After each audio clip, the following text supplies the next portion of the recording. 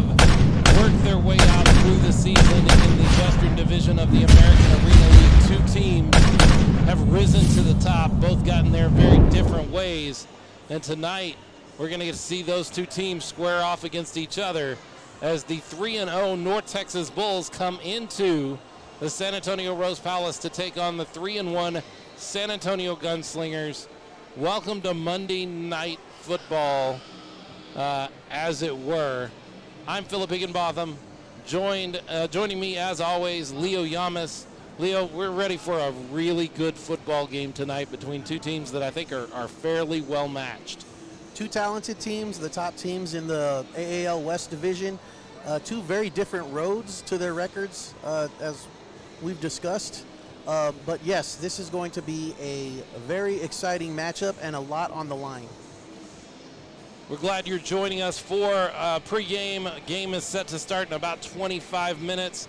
The players have been out on the field for a good couple of hours, warming up, setting up. We've seen more warming up from the San Antonio Gunslingers than I think we've seen in any other previous game. Any previous game, that's right.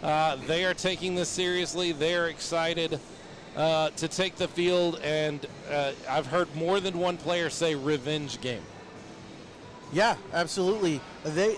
Not a single player on the Gunslingers roster is happy with the outcome of their home opener against the North Texas Bulls. They've had this game circled on their calendar ever since that game was over, and now the time has come, and it's put up or shut up time for both of these teams.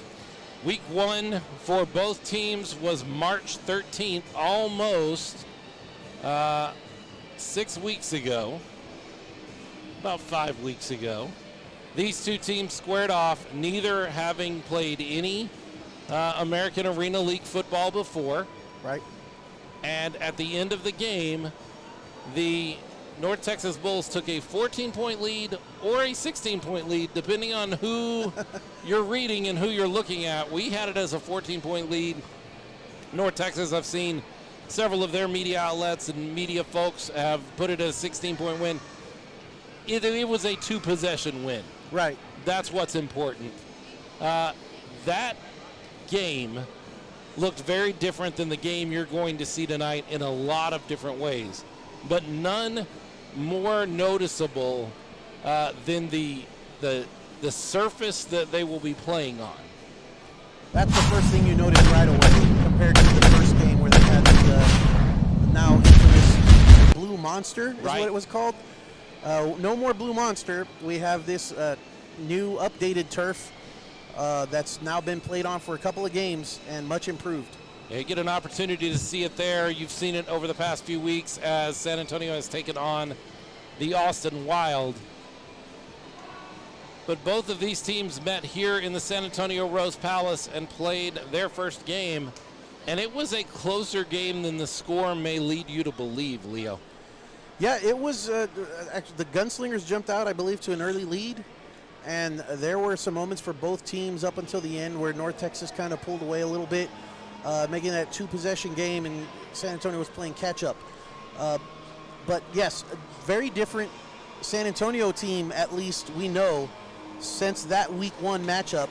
There's been a lot of things that this team has been through, a lot of adversity, a lot of hard-fought games, especially the last two brutal battles with Austin. Not so much we can say that for North Texas, though, to get to their undefeated record. So in that game one on the infamous Blue Monster field, San Antonio took the loss, and really it all came down to turnovers. Really, you can put the entire game on some turnovers and some mistakes that San Antonio made, and North Texas was able to capitalize on those turnovers and hold on to that two-possession victory, walk out of the Rose Palace with just a kind of a heartbreaking loss. I can remember that night walking off the field, and nobody in blue felt good about the way that game had gone. Sure, San Antonio came in, the Gunslingers came in with very high expectations. They figured they were going to lean on the experience of the time they had working together through training camp. You know, they had the edge there as far as time to kind of get a system going and get that cohesiveness, where the North Texas Bulls, for all accounts that we heard at least, only had a week or two preparation before that kickoff of the first game to get things together. We had no idea what the North Texas Bulls were going to bring in coming into that night up until I believe it was the day before, when we got to look at the roster and at the talent that they were actually bringing in. But the Gunslingers were certainly going to lean on the level of talent that they have, because they do have quite a bit of talent, as well as the experience of the preparation time that they had together and the time to prepare. Unfortunately, things didn't work out for them in that game one. So game one in the books, 14 or 16 point lead. That is the difference in their records right now, 3-1. The San Antonio Gunslingers 3-0. The North Texas Bulls. We're going to take a break. When we come back, we're going to talk a little bit about how each of these teams got to those records and what that might mean for the game coming up tonight. Stick with us right here. San Antonio Gunslingers Game Day Football. We'll be right back after this.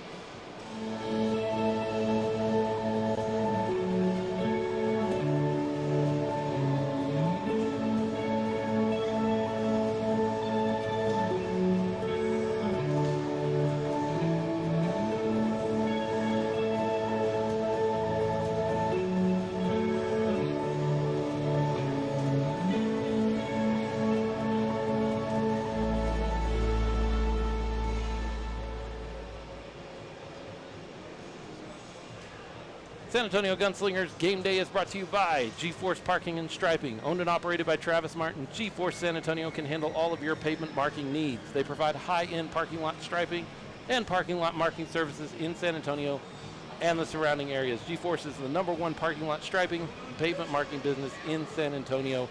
If you're ready to see results, get in touch with their team today by calling 210-710-1016. Gunslingers Football is also brought to you by Admiral Security. Admiral is San Antonio's premier authorized ADT dealer, locally owned and operated, saving homeowners thousands and protecting what matters most all across San Antonio and the surrounding areas. Admiral has a special offer for all you Gunslingers fans. Give them a call today for more information. Finally, Gunslingers Football is brought to you by Moonlight Ballroom. Moonlight Ballroom is San Antonio's #1 event venue and party destination. Moonlight Ballroom is all-inclusive and offers any and all services for your event needs with party packages available. Weddings, quinceañeras, holiday parties, and more, you name it, they offer it. Give them a call today at 210-549-4180. Make sure to mention the San Antonio Gunslingers for a promotional discount. Gunslingers Game Day Football is also brought to you by Machado Realty Group. At Machado Realty Group, we recognize and value the trust our clients place in us, and we strive every single day to exceed their expectations. With over 15 years of combined experience, we're certain we can help you achieve your real estate needs. Our #1 goal is to ensure the buying and selling process is fun, easy, and stress-free for all of our clients. We would love to work with you. For free consultation, please call Osvaldo Machado at 210-460-8882. San Antonio Gunslingers Game Day Football, and we are getting ready for a football game. And I got to tell you, Leo, as I watch both teams right now stand out on the field, get some last-minute warm-ups in, I see two very focused teams. There's not a lot of playing around or messing around or chatting. Each person is, even the ones that are chatting together are talking strategy. I'm watching two North Texas Bulls players right now stand side by side, and they are pointing out spots on the field. They are really strategizing. This is an important. You can read body language and see this is an important game for everybody on the field. Absolutely. Both these teams are ready for a dogfight. There's a lot on the line tonight. First place, they're saying it's the road to first place. It's kind of, you say it might be evening up the score for the Gunslingers since they lost the first go-around between these two teams. But really, with everything that's happened between then and now, I think both teams realize that even with the loss kind of evening it up, the Bulls have a lot to lose with this game right now, and the Gunslingers have a lot to gain as far as what the rest of the league's outlook is for these two teams. Talk a little bit about the San Antonio Gunslingers and how they got to 3-1. We've talked at length at this point about game one. Game 1 being a 62-48 victory or loss for the San Antonio Gunslingers. Are we already getting a coin toss in the middle of the field, or are they just talking through the coin toss? It would be awfully early for the coin toss at 7:15. I think they're just chatting through what that's going to look like so that they're prepared when it comes to game time. 62-48 or 64-48, depending on the information that you're using. Then the San Antonio Gunslingers went on the road. They went out to Mississippi. Mississippi Raiders, yep. Played against the Mississippi Raiders and garnered their first victory. That was also the week of a coaching change. Head coach, the starting head coach for the Gunslingers at the beginning of the season was Tony Hernandez. He left the team between weeks 1 and 2, and now Coach Quentin Humphrey is the head coach of the Gunslingers. After Mississippi, they came back here to the Rose Palace and took 2 victories against Austin, but both of them very hard-fought victories. Very hard fought. Those were battles. Definitely took a lot out of both of those teams to come away with those 2 wins. I mean, it could very easily have been an even split. It was a back-and-forth affair, tale of halves those games were.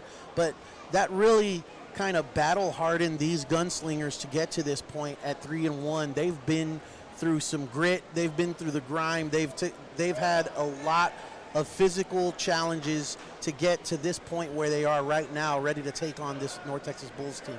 And we are receiving word that was indeed the coin flip. North Texas won the coin toss and deferred, so San Antonio Gunslingers will start with the ball. Traditionally, you have the Gunslingers and the Bulls take the field. The Bulls are already here and ready to play. I would assume that the Gunslingers will take the field shortly. While we wait for them to come out, let's talk about how the North Texas Bulls get to 3-0. Obviously, the Week 1 victory here against San Antonio. But from there, not a lot of challenge for the North Texas Bulls to gain their next 2 victories. One victory was a forfeit victory in El Paso when the playing surface and playing facility was not up to standards for the American Arena League. Right. That game went as a forfeit, West Texas forfeiting that game to North Texas. And then just 2 weeks later, West Texas traveled out to Fort Worth to play against North Texas and was winning the game 66-0 when in the third quarter, West Texas decided to call the game and in the game walk off the field. Right.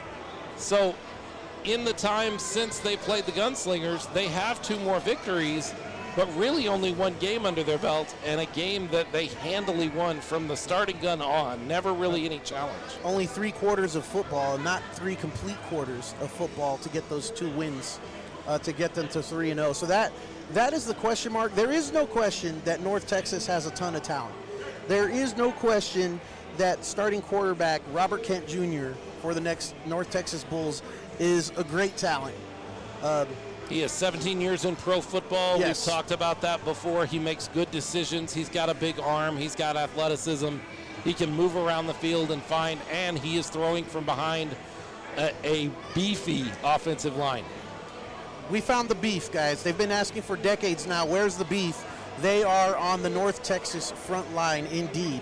And we saw that in game 1. So there's no question about the talent level of this team. We can question, though, whether or not they have the, I don't want to say the toughness, but they're not battle tested as this Gunslingers team is, and that's the question, is if that's going to show in this second matchup between these 2 teams. Now, while the Gunslingers have played a lot more, they also have some question marks they have to answer. Yes. At no point in their 4-game season has their offense been solid. It has been good enough to win games. It has been good enough to stay in games, even in that North Texas game at the beginning of the season. But at no point has the offense been dominant or able to really just kind of take over a game. The defense has been at times, but the offense for the San Antonio Gunslingers has really stalled out a lot.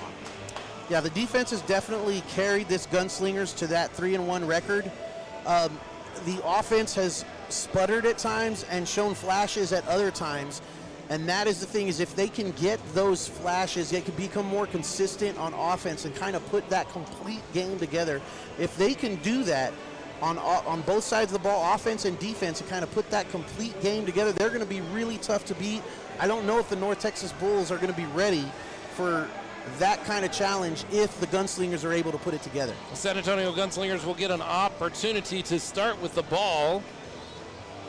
And that means you'll see the San Antonio Gunslingers offense first. Offensive starters are brought to you by the Smoking Guns podcast. And I didn't give Jonas much of a heads up there, so he's going to toss that up for you. There you go. Starting with quarterback David Olvera, and fullback with him for the first time since game 1, I believe, Isaiah White in the backfield with him. Wide receivers are Sean Mueller, Khalil Rashad, and Nico Thomas. Khalil Rashad really took over that first game for the Gunslingers. 5 he was touchdowns. the best thing going for that offense in that first game. And then the offensive line rounding things out, Caleb Roller, Devin Livingston, and David Ansel-Dua. On the other side of the ball to start the game, we'll have the North Texas defense. I'm sorry, let me give you the San Antonio Gunslingers defensive starters. On the line, you have Jonathan Taylor, Eric England, and J.B. Butler. Linebackers, Pierre Thomas and Cody Brooks, really the key in the heart of that defense. And then the defensive backs, a completely different set of defensive backs from that first game. Jordan Simonette, Darius Banks, J.C. Collier. Simonette, the only one that played in that Week 1 game.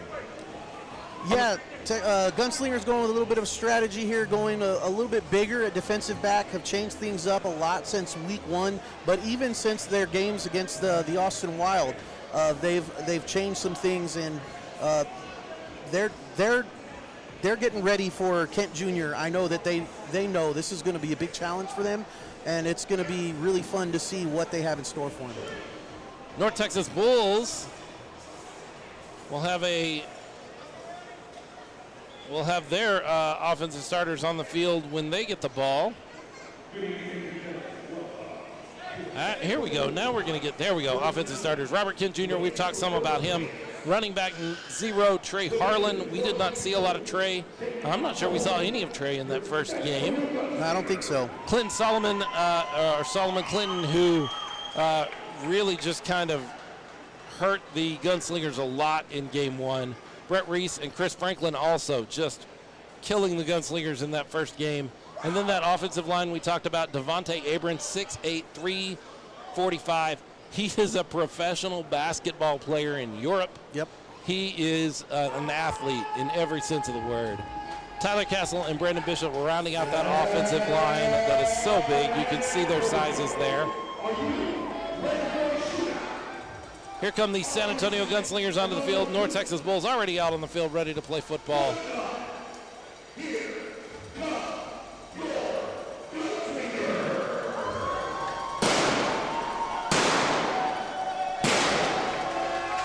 There you go, San Antonio Gunslingers led by the Desperado Andy Anderson onto the field.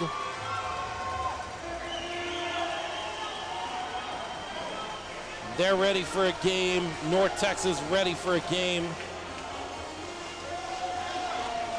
And Andy Anderson waving a yellow flag. Something you may see a lot of here. We just might. At the San Antonio Rose Palace tonight. Fans all carrying yellow flags.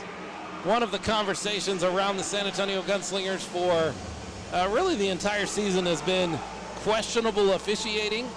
We have been part of that conversation. Yes, we have. And we haven't shied away from that at all.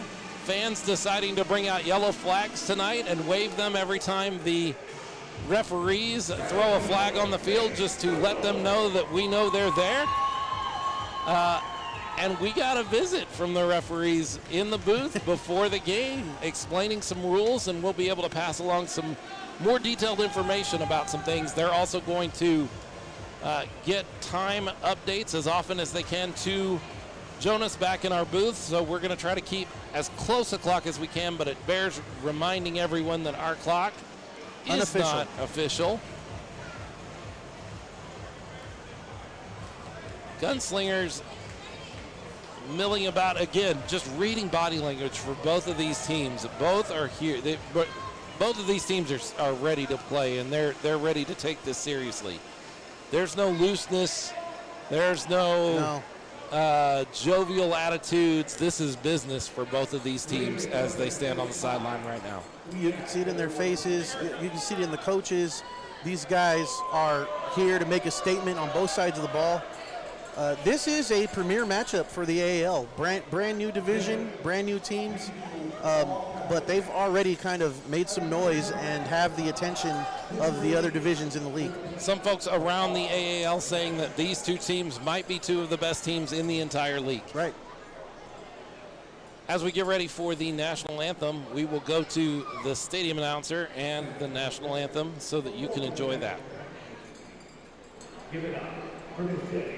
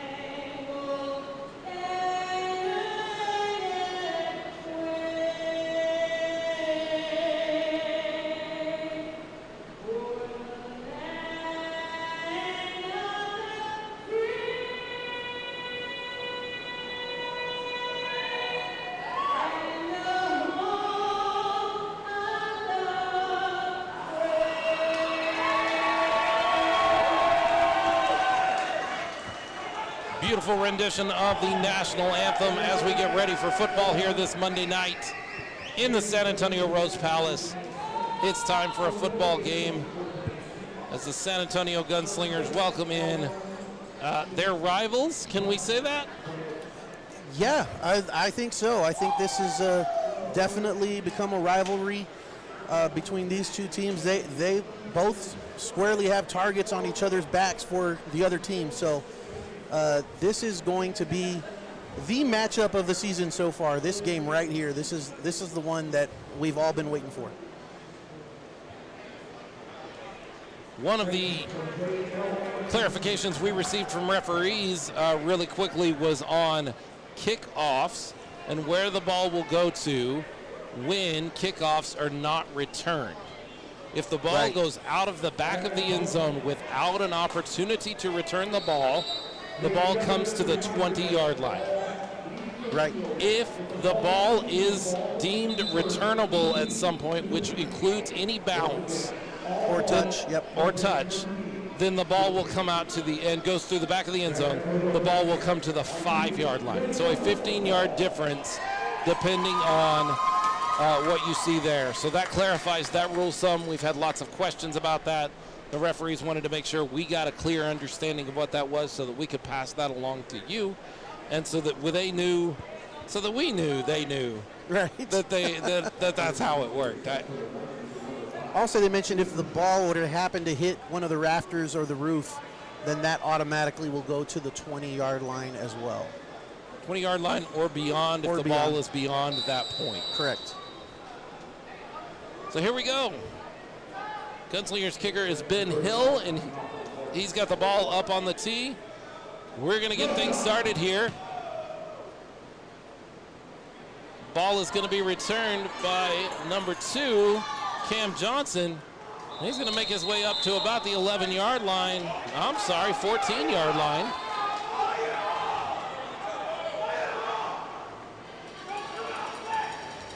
Definitely some excitement as the offensive and defensive units come out and take the field for this first series. San Antonio Gunslingers really wanting to take the field and put the North Texas Bulls on notice that this offense is here to play. I think the Gunslingers are aware that there are question marks around their offensive play. I don't think there's any question. Let's see if they're able to kind of make a statement here with this first drive. I'm sure that's what they're out to do. David Olvera set back in the shotgun formation. Sean Mueller will be his receiver in motion, coming from left to right. Olvera drops back, tosses the ball over the middle, and some miscommunication there as there was not a receiver within 10 yards of the ball. That ball came out a little wobbly. I'm not sure if it was tipped at the line, but definitely didn't look right. That ball didn't look right as it came past the line of scrimmage. Setting up a 2nd and 10 from the 14-yard line. Other receivers on the field other than Sean Mueller, you have Kali Rashad, number 5. He will be off to David Olivera's left, along with Nico Thomas, both guys that can take over a game depending on how they're playing. Olvera will get the ball out to Kali Rashad on a quick pass. Kali Rashad's going to get about 2 yards up to the 16-yard line.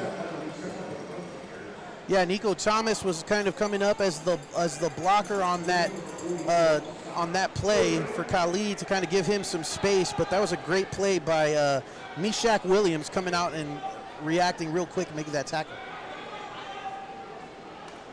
Ball on the 16-yard line. That'll set up a 3rd down and 8 for the Gunslingers. Nico Thomas and Kali Rashad both off to the right of David Olvera. Sean Mueller set off to the left, but he will go in motion left to right as the ball is snapped. Olvera back.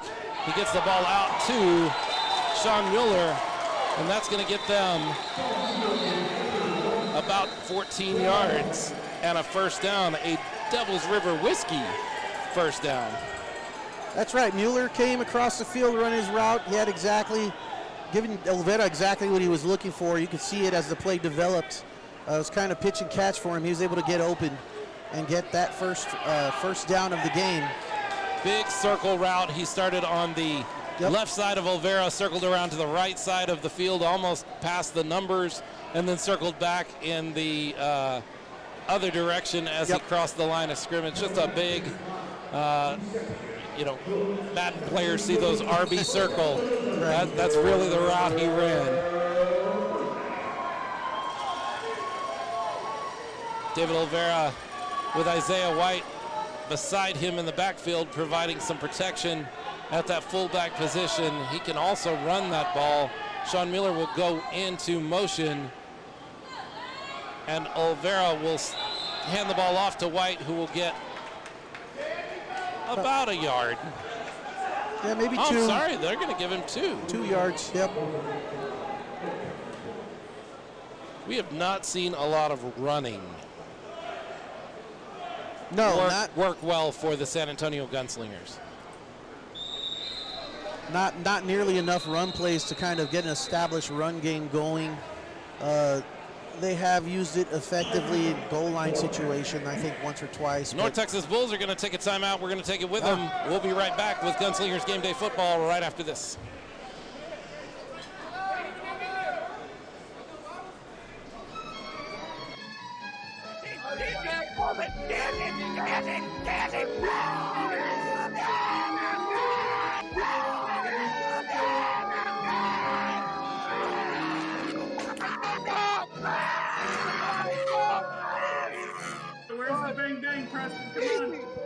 I can't breathe. Pub Sports Radio. Come find us in Southtown 101. Subscribe on YouTube and all platforms where podcasts are found.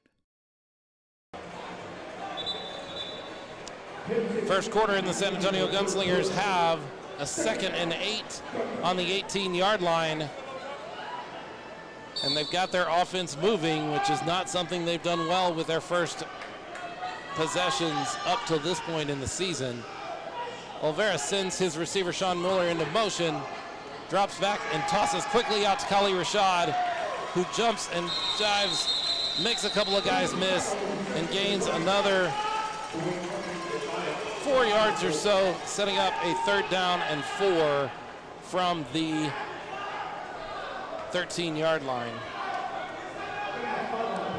Yeah, you can clearly see that they're trying to get Kali Rashad the ball now a couple of times, get some blockers in front of him to get him some space so he can, dance around that defense. But so far, the North Texas Bulls have been keying on that and been able to react quickly. Olvera's 4 passes on this drive so far have been 1 incompletion and 3 completions, a better completion rate than he's had in the first quarter of any game so far. Olvera will send his receiver in motion from under center, and he's going to go down. Attempted to roll out and unfortunately ran right into one of his own offensive linemen and was unable to gain his balance. He's going to lose about 3 yards, setting up a 4th down. Yeah, the North Texas defensive front was able to get some push.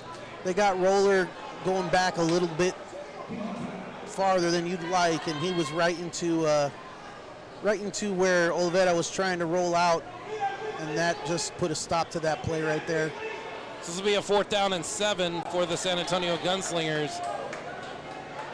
And if you're new to the indoor game, there is no punting. You can attempt a field goal from anywhere on the field. That's a makeable kick from anywhere on the field, or you can go for it on 4th down.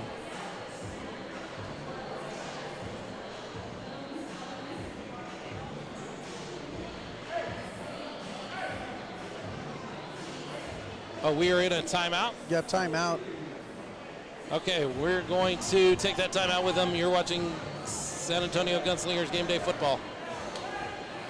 San Antonio Gunslingers Football is brought to you by Admiral Power. Admiral Power is San Antonio. Well, we're going to stay right here because they're getting ready to snap that ball. That's my fault. And they are going to attempt the field goal here. Manny Nunez attempts the kick, and it is blocked. And the ball is going to be dead, whistle dead, right there at the 21-yard line. Yeah, Gunslingers really trying to get on the board first with that long kick, but as we know with this roof line here, you got to keep kicks a little low. And again, that defensive front of the North Texas Bulls, they were to get some push and get back there, get the hands up. Didn't see exactly what number it was that got his hand up there and blocked it, but blocked it squarely. And North Texas will get some good field position to start their first possession. Kent Jr. will be your quarterback. He will have Clinton Solomon and Chris Franklin along with Brett Reese Jr. starting with him. His receiver in motion will be Chris Franklin. Franklin goes in motion. Kent drops back to pass, and we got a flag down on the field. Kent airs the ball out, and the catch is made over the wall for a touchdown. That is Chris Franklin pulling in the ball as he went over the wall. He reached out over the wall, made the catch, and then went over. That's a legal catch. You can catch that as long as your body is within the field of play. You can reach over that wall, catch the ball. Darius Banks signaled incomplete as if he did not complete the catch on the other side of the wall, but that's anybody's guess what happened there. It's not going to matter because it is an illegal procedure against the North Texas Bulls. That will back them up 5 yards for a 1st down and 15 play now from the 16-yard line. And the fans getting very excited about seeing their first flag of the game. Getting to use those towels. Yeah, Gunslingers catch a break there with that call. North Texas Bulls sending a signal that they are going to put their foot on the gas, though, from the start. Robert Kent Jr. up under center, and he's going to send Chris Franklin into motion out of the exact same formation they had before. Movement on the line, and there's a flag on the field. This time there's 2 flags on the field as Chris Franklin I think got a hand in the back as he was attempting to make the catch. So 2 flags here on the field. We'll see what our white hat, Terry, Terry, has to say as he introduced himself to us. Offsides against the Gunslingers. And his other official is telling him, by the way, there was pass interference on the Gunslingers as well.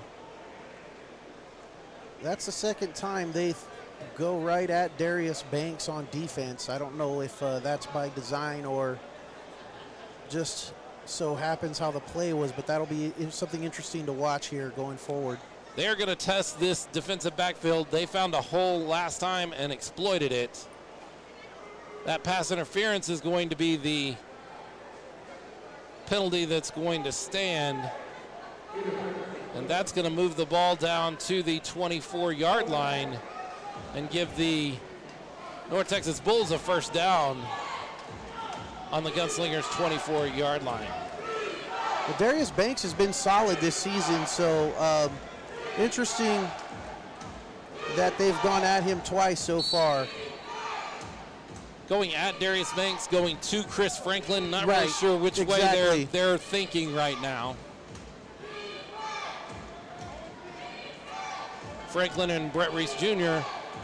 will be up near the line of scrimmage as Solomon Clinton goes into motion. And Kent's going to find a receiver across the middle. That's going to be Chris Franklin again. Yep, again covered by Darius Banks. Cody Brooks right there to help him out on the coverage and get him down, but still enough for a first down. No. Nope. They were on the 24-yard line.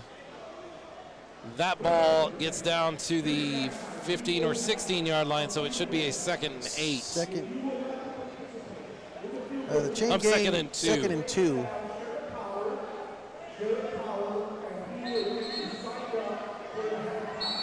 Gonna mark it about a 2nd and 1.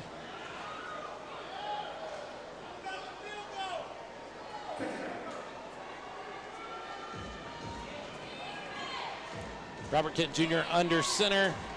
Chris Franklin will be your receiver in motion toward the line.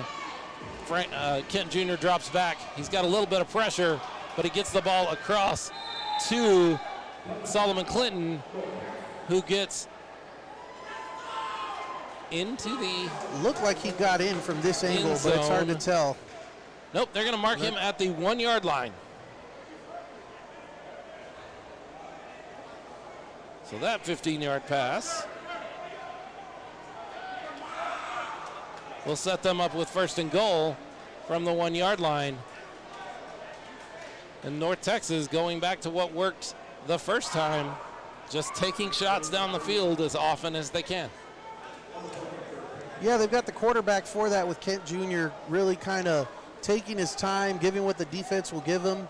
And they've made a few plays to take this drive down. Right now they're knocking on the door. Looks like the ball is placed about the 2.5-yard line.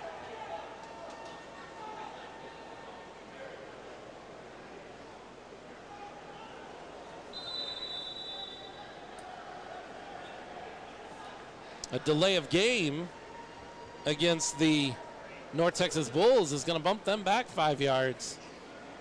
I was wondering what they were waiting on. I felt like they were waiting on the referees to give them a signal to play. They were short a player. Gotcha. Oh. They're kicking a field goal, so we must have had a touchdown. They're kicking their extra point. Ben Hill lining up for the extra point. Ball is down and it is blocked. And it is going to be fallen on. So the North Texas Bulls are going to have a 6-0 lead here in the first quarter of the game. I never saw an official give a touchdown signal. I didn't see a signal for that as well. But that would be the only way that made sense for them to be kicking in that situation. And we have a timeout on the field, so we're going to take it here. San Antonio Gunslingers football is brought to you by Admiral Power. Admiral Power is San Antonio's premier solar provider, locally owned and operated, saving homeowners thousands in electricity expenses. Admiral Power is shooting down CPS bills daily. That is great news for CPS customers. You now get $3,000 from CPS when you go solar with Admiral Power. And for all you Gunslingers fans, they have special promotions built just for you. Give them a call today for more information. San Antonio Gunslingers football is also brought to you by Teardrop Pepper Company. Let's talk about hot sauce. Teardrop Pepper Company has finally created the perfect recipe. Their all-natural, locally made hot sauce has a delicious blend of flavor and heat, enhancing your favorite foods and leaving you always wanting more. Whether you like the kick of habanero or the smoothness of serrano, it's the best way to spice up your Gunslingers tailgate. Teardrop Pepper Company now has 2 unique flavors available. You can order from their website, teardroppepperco.com, or from their social media pages. Use the offer code ARENA, A-R-E-N-A. Save 10% on your order. Put it on everything. They'll make more. Gunslingers game day football. The North Texas Bulls have taken a 6-0 lead here in the first quarter of the game. And more of the same, really, from the end of the previous game, where North Texas just testing that secondary of the Gunslingers to see if they can get long plays over the Gunslingers' head. And so far, they've done just that. Yeah, so far they've had some success. When the Gunslingers defense was coming off the field, they were not happy.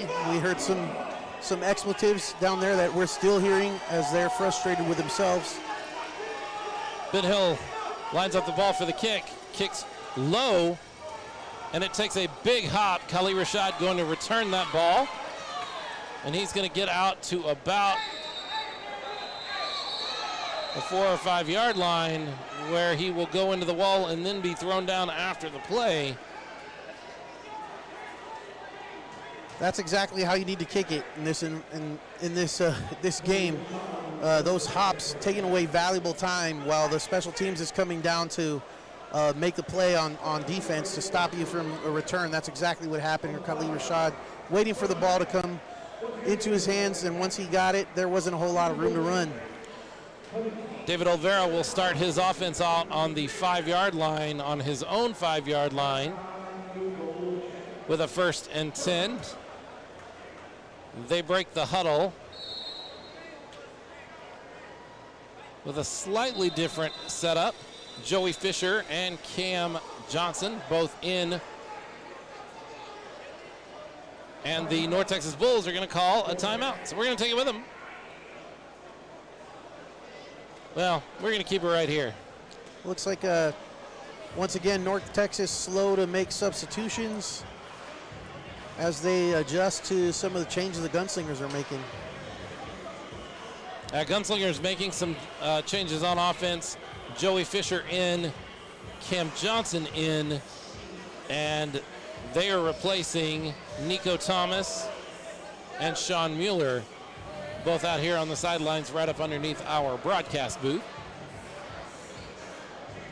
Now you notice Gunslingers have their big receivers out there, and if you look at the defensive backfield of the North Texas Bulls, their defensive backs are not very tall, not very big, so maybe they're going to try and capitalize on some of that size here. We'll see. 1st and 10 from the 5 yard line. And David Olvera will send Cam Johnson into motion from his own end zone. He's going to throw it all the way down the field.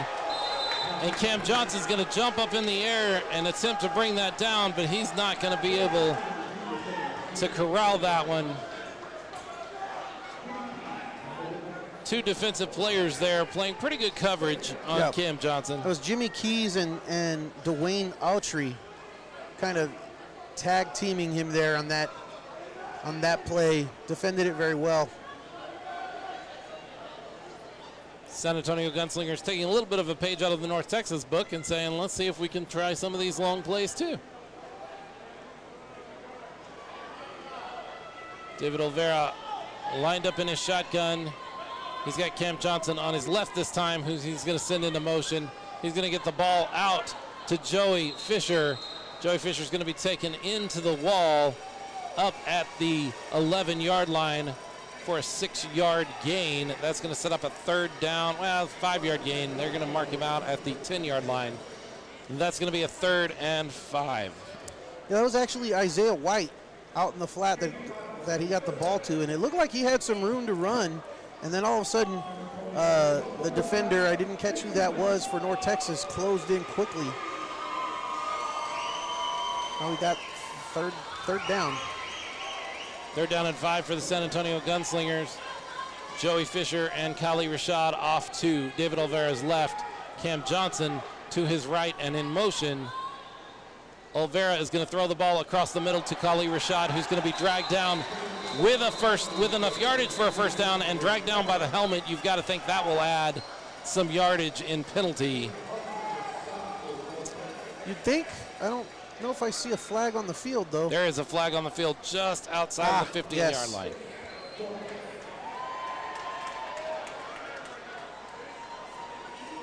And they're tacking on the yards. That sets up a Devil's River Whiskey 1st down for the San Antonio Gunslingers at the 25-yard line. Yeah, it looks like right at That's where they're going to mark it.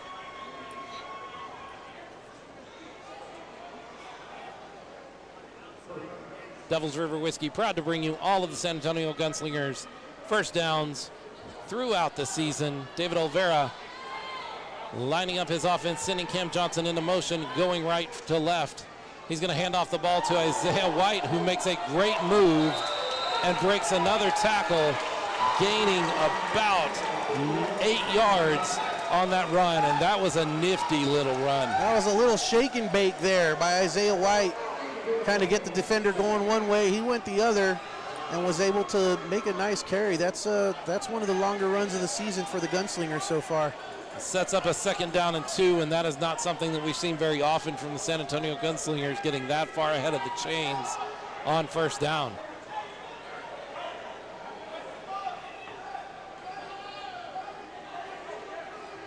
David Olvera lined up in his shotgun. 88 Joey Fisher on his right. Cam Johnson goes into motion. Joey Fisher,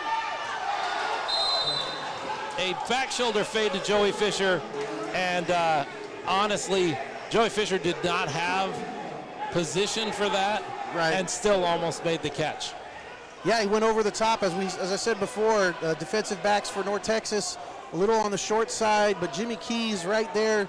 Joey Fisher reached over his head, almost made the catch right over his helmet, but Jimmy Keys just in good position to kind of make him uncomfortable and not make that play.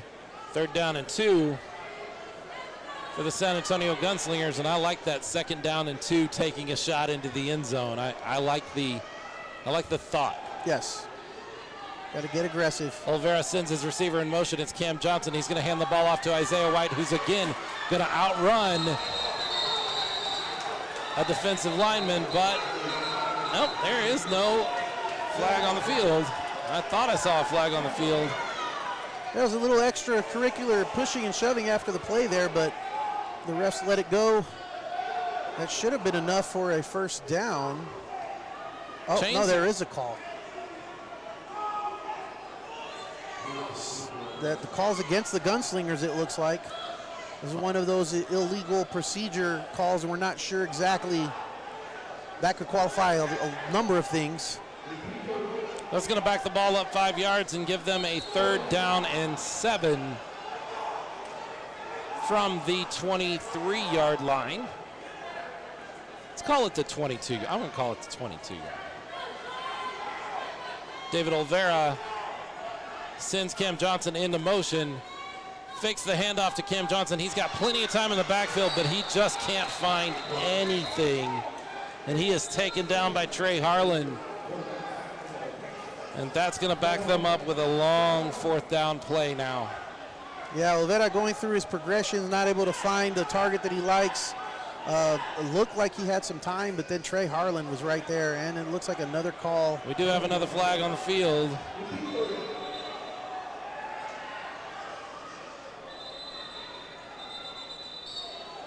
As the towels go waving.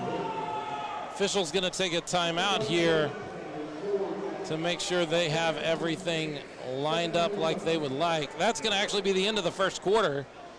So we're going to take a break right here. San Antonio Gunslingers Game Day Football will be right back right after this.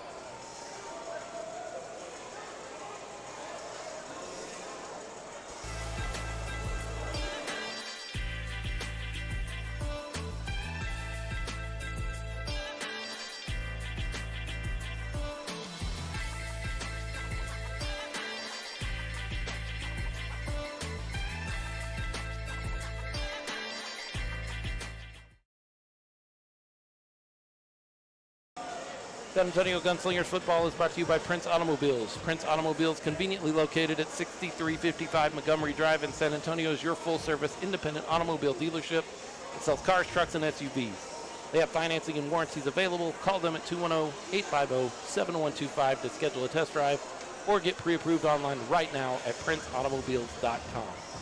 Architect Outdoor Living, where we bring your outdoor living ideas to life. Architect is a deck and patio design and installation company that offers custom designs that can incorporate various amenities and features that go beyond just decks and patios. They can build just about any outdoor structure you have in mind. Their contractors are all trained, licensed, and certified. Contact your local architect agent to complete a complimentary design consultation or go online to architect.com. We are indeed moving into the second quarter, but officials in Chain Gang need to make sure they all understand the down and distance, as with flipping the field, chains have not moved yet, and that makes it look like the Gunslingers only need 3 or 4 yards to get a first down, when that is not the case at all. No, this is 4th and long. It looks like they're getting those guys running the chains in position where they need to be. It looks like it's going to be about a 4th and 13. Yep.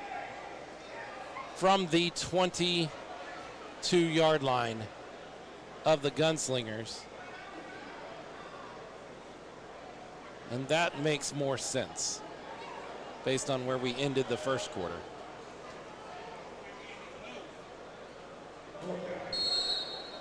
Ready to play signal from our official. And David Olvera is going to send Sean Mueller into motion. He's going to drop back and look deep. He's going to look for Sean Mueller, but he's going to overthrow him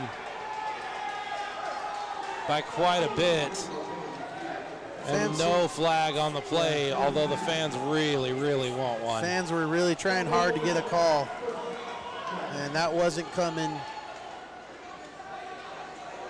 Ball was a little bit overthrown, probably not catchable even with the contact.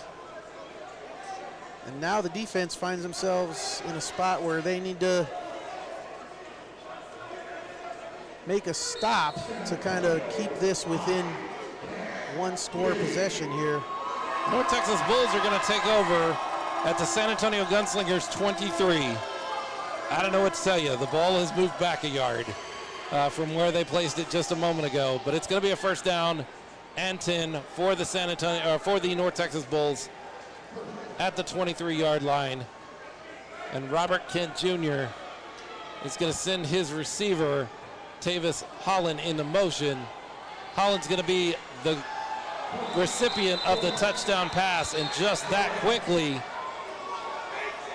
Holland is going to score a touchdown, and then he is going to mug to the San Antonio Gunslingers bench and make sure they know he's come to play.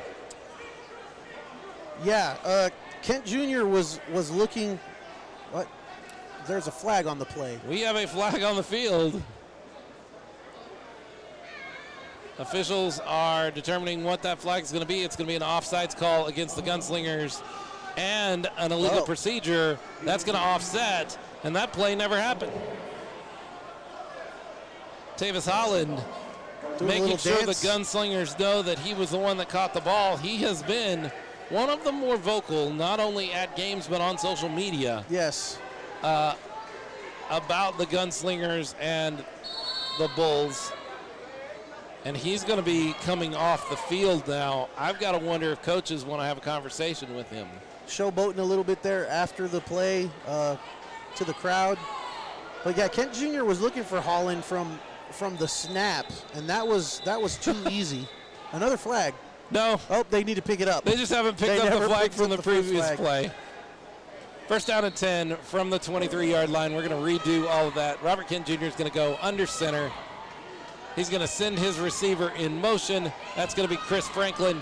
Chris Franklin's going to be, wow.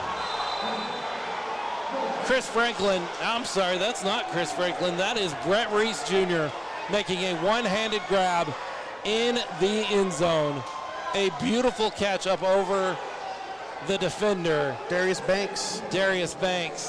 And that is going to be another North Texas Bulls touchdown. They're going to take a 12-0 lead on an excellent play. Sure seems like they're going at Darius Banks at this point, Philip. And so far, at least on that play, it definitely worked for him. Great catch, though. One-handed, reached up high and came down with that ball with a one-handed catch. Great play. And then, who do we see but out on the field, but number 4, Tevis Holland, out to celebrate with his teammates. Gunslingers find themselves in a position they did not want to be in to start this game early. Delay of game penalty. And that is the second time the North Texas Bulls have taken a delay of game penalty on their point after attempt. That seems strategic. Intentional, yeah. They're trying to get a little bit more space for that kick.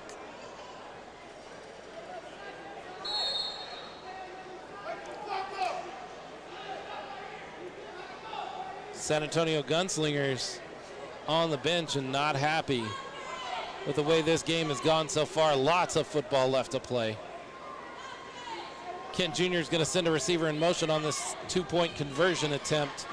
He's going to have an easy pitch and catch to number 0, Trey Harlan, the tight end, and they're going to have 14 points. Yeah, he was uncovered. Number 15, Jonathan Taylor, got some pressure on Jonathan Kent, but Robert Kent is a veteran, and he's not scared of a little pressure if he can find a wide receiver or a receiver of any kind that's open beyond. Yes, he's been almost, you could call it surgical so far in this game. Taking his time, standing in the pocket, going through his progressions, although he doesn't have to go too deep into his progression so far. Finding the open man. The play calling has been very good on offense for the North Texas Bulls. One of the best things that the San Antonio Gunslingers have had this season going for them is a pass rush that disturbs the timing of the quarterbacks that they've faced off against. Yes. And they are not accomplishing that right now. No. Against Robert Kent. No, he's really had a lot of time back there behind those big offensive linemen, big athletic offensive linemen. The Gunslingers are under a lot of pressure here on offense to get something going this next possession. Ben Hill lines up for the kick, and he's going to kick it long and deep. It's going to go to Kali Rashad, who's going to have some room to return it, and he's got some speed built up. He's going to take a couple of hits, and he's going to be about the 19-yard line or so. Gunslingers players not happy with the way he was brought down and then jumped on as he was down. Already getting a little chippy here in the second quarter between these two teams. They're going to give him the 20-yard line, and that's where David Olvera and the San Antonio Gunslingers are going to start what is a very important possession. Huge possession here, Philip, where Gunslingers offense really needs to answer to build up some momentum here. Right now, North Texas has everything going their way, and if they get some more momentum going on their side, it's going to be tough to catch up to them if they don't make a stop, if they don't put a stop to it right here now, the Gunslingers. Olvera lined up with Isaiah White in the backfield with him. He'll send Sean Mueller into motion. Fake the handoff to Mueller. He's going to toss out to Kali Rashad, who makes the catch and then gets bumped into the wall. That was a great catch by Kali Rashad because it was number 5, Dwayne Autry, who came at him like a missile into the wall. Big hit, but Khalil Rashad hangs on. Great pass from David Olvera. A 25-yard completion is going to set them up with a 1st and goal on the 5-yard line.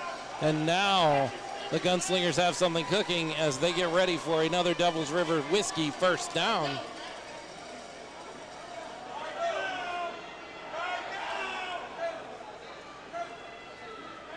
David Olvera moving around his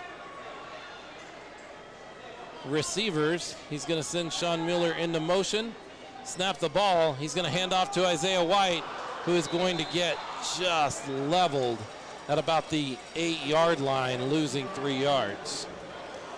Yeah, that was Trey Harlan making the tackle there, but it was really number 21, looking for him here on the roster, Demarius Cooksey, who got into the backfield and disrupted that play. Didn't give Isaiah White any room to run forward, so he had to run horizontally and ran into the defense. 2nd down and goal from the 8-yard line.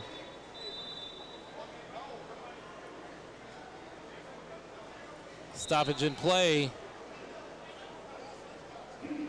as we have a timeout on the field. We are going to take it with them. Finally, Gunslingers football is brought to you by the Smoking Guns Podcast. Smoking Guns Podcast is your one and only source for information and analysis on the San Antonio Gunslingers. Every week, Philip, Leo, and RC will take you inside the Gunslingers as they battle their way through the West Division of the American Arena League. Find all their episodes online at smokinggunspod.com or wherever you listen to podcasts. The 210 got something to say. San Antonio Gunslingers game day football, and the San Antonio Gunslingers find themselves in a position where they really need to score points. They need to score 7 points here in the next few minutes. Yeah, I think it's critical that they get those 7 points right here to get this game back under control. 14-0 lead, but giving the ball back to the North Texas Bulls with an opportunity to go up 3 possessions is going to be a big hole in the second half. Olvera sends his receiver in motion. He looks out and finds in the back of the end zone Sean Mueller. There's a flag on the field. There is a flag on the field. Mueller made a good effort to try and bring that ball in. It was a little off target. Mueller had to jump. Penalty's going to be on the North Texas Bulls. Oh. So that's going to move the ball a little closer to the goal line for the Gunslingers and give them another opportunity at that 2nd down play. So it'll be 2nd down and goal from the 5-yard line this time.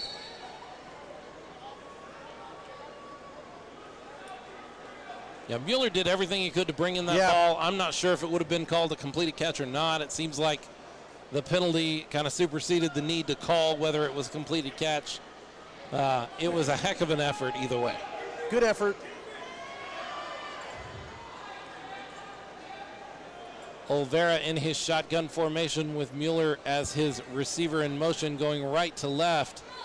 Ball is snapped, and he's going to get the ball over to David Anseldua in the end zone for a San Antonio Gunslingers Moonlight Ballroom touchdown. That's what they needed to see. Yep, a little misdirection there. They sent Mueller in his route across the end zone, just like the play before, and then sent Anseldua behind him the opposite direction, wide open. We saw that play once in Mississippi. It worked then. The second time they pulled that out of the hat, and it worked here against the North Texas Bulls when they really needed something to happen. Keeping the game manageable for the San Antonio Gunslingers, and defensive coordinator James Stoltz talking with his defense right now. You're hoping that they've got something figured out. Manny Nunez is going to knock through an extra point, and just like that, a 14-0 lead is going to get cut in half. The North Texas Bulls have a 14-7 lead. As I hear some whistles, Yeah, a lot of whistles after the play, but I don't see any laundry on the field. I see the flags waving in the stands. Laundry on the field is my line, sir. So not sure what the whistles are about, but it looks like the point after stands. Terry, our official, says that there was an offside Yep. North Texas Bull, but that penalty is going to be declined, and your score here in the second quarter is going to be 14-7.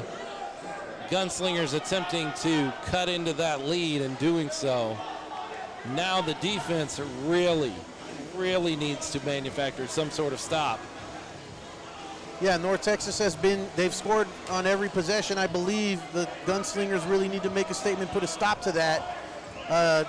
Like you said in the last, just after the last score, what they really need to do is find a way to put some pressure on Kent Jr., make him uncomfortable back there, because so far he's been very comfortable finding his receivers. My stats are not always 100% correct, but I'm going to tell you right now, I'm looking at my stat sheet and I see 3 Robert Kent Jr. passes, 2 for touchdowns. Wow, yeah, impressive. That's pretty efficient. Yep.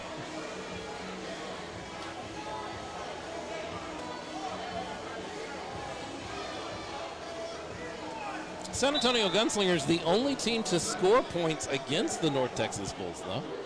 That's got to count for something.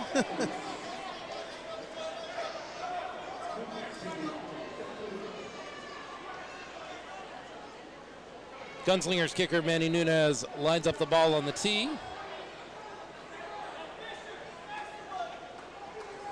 As the official gets ready to give him the ready for play whistle. And Nunez will kick the ball down the field and deep. And that is going to bounce in the end zone. But then out of the back.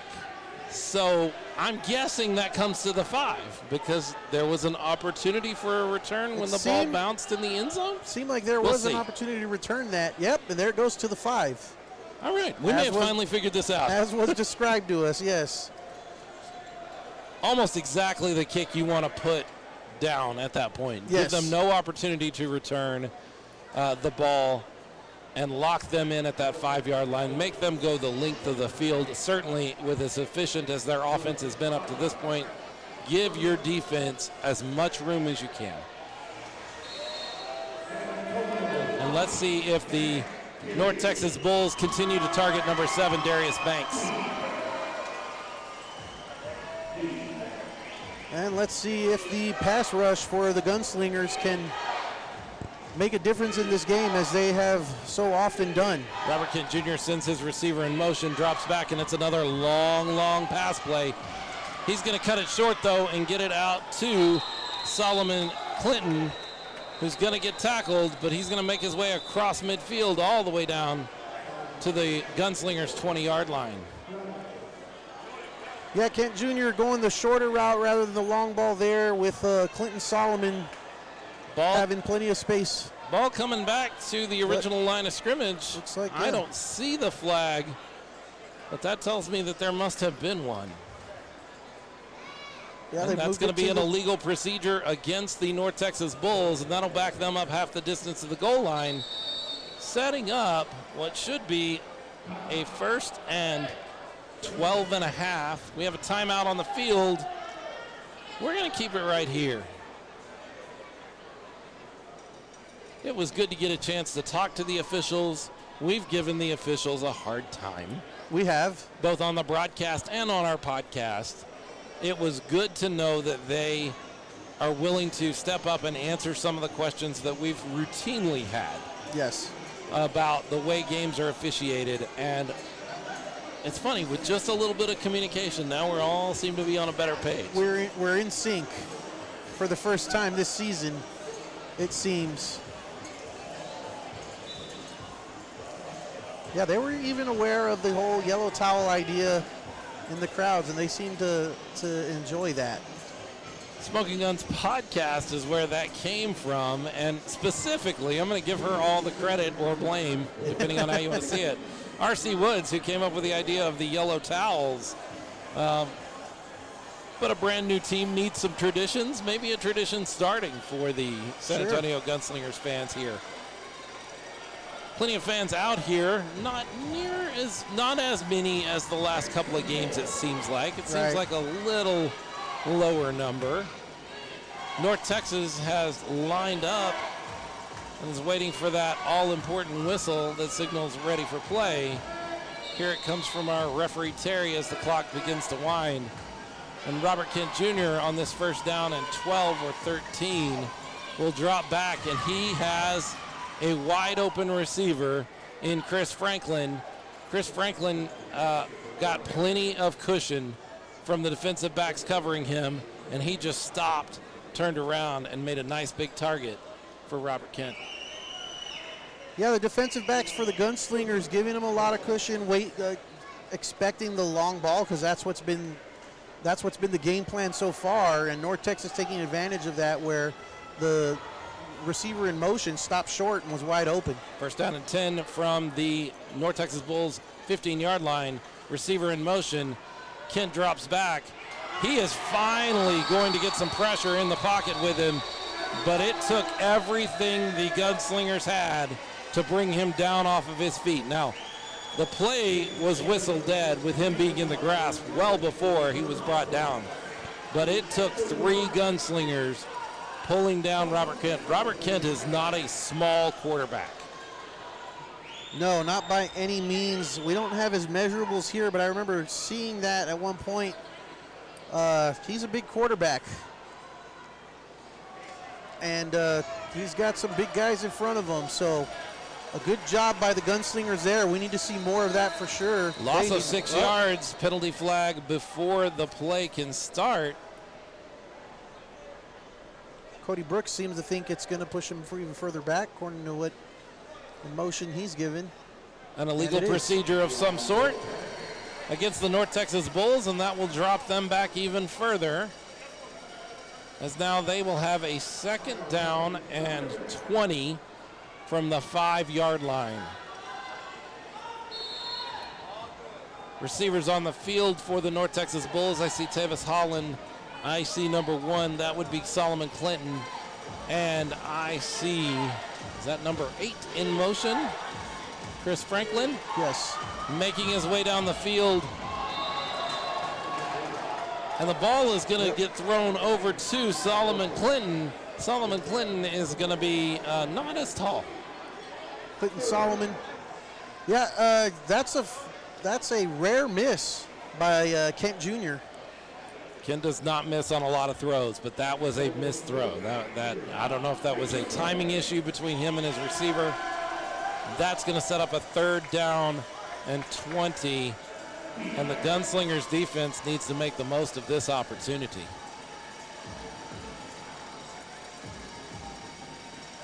Kent Jr. takes the snap, drops back. He tosses the ball over to Tavis Holland, who drops the ball, an incomplete pass. 4th down and 20. Big hit by Darius Banks there on Holland. If you don't think that he's remembering some of the antics by Holland earlier in the game, that answers your question right there. If you thought maybe these Gunslingers have forgotten about that. Big 4th down here. 4th down and 20. Huge 4th down here for the Gunslingers. If they can make this stop here and get the ball back into their offense.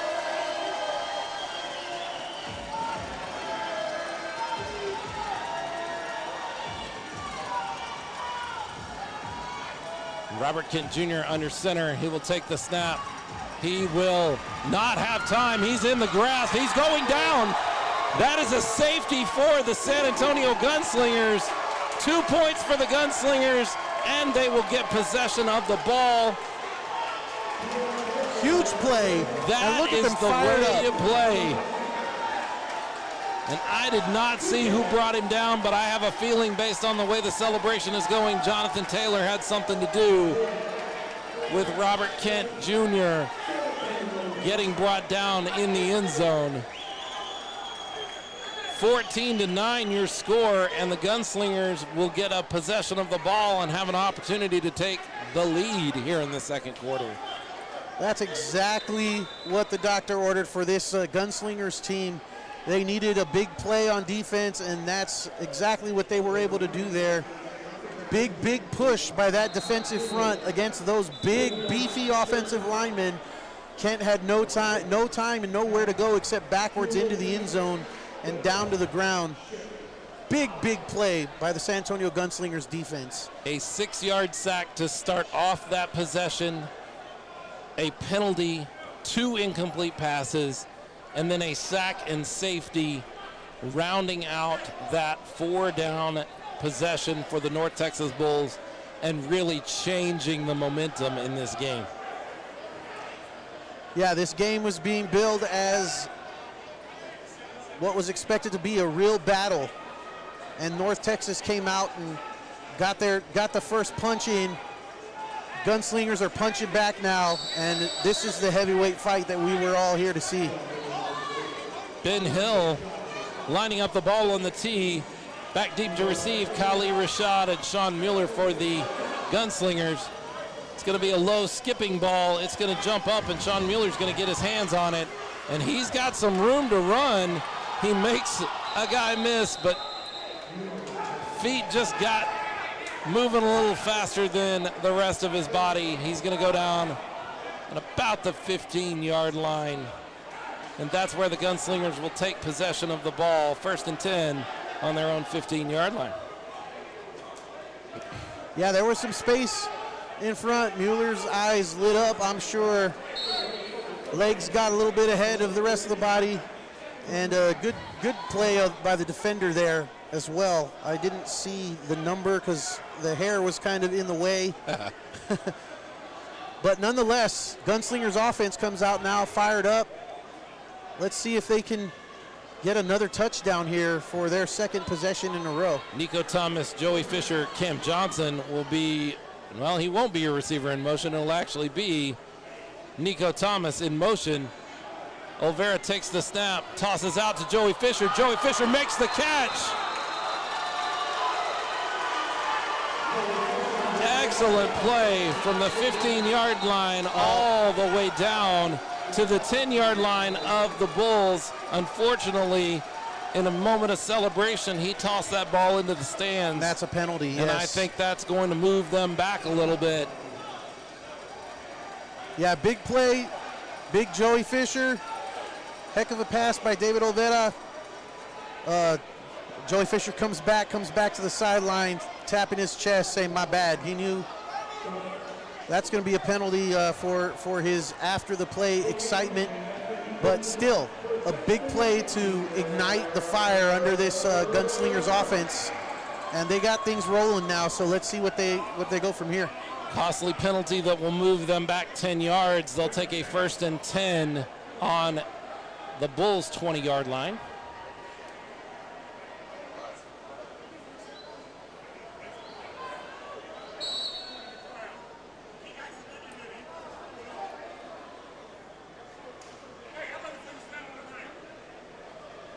A Gunslinger sideline that was very stoic just about 10 minutes ago is much more animated now as David Olvera sends his receiver in motion, hands the ball off to Isaiah White. Isaiah White gets about 5 yards.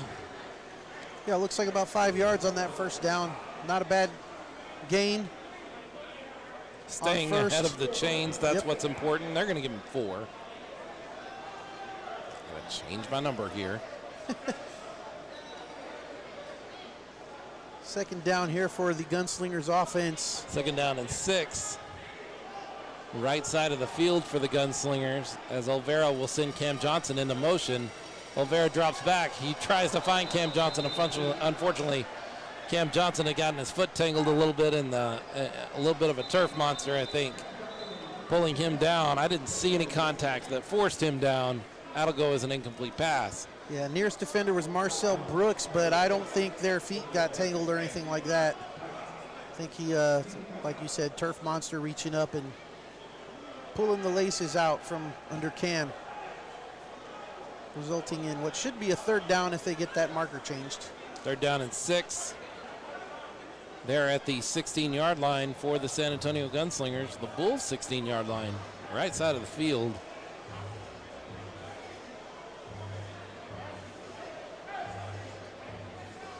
Being in the San Antonio Rose Palace really takes away the option of a field goal from almost anywhere on the field. You have to keep the ball so low. We've seen blocked kicks. We haven't seen a whole lot of made kicks. No. I think we've seen one field goal in all the home games so far. 3rd down and 6. Cam Johnson goes into motion from left to right. And Isaiah White will fill that area, moving off to the right. He will get some yardage.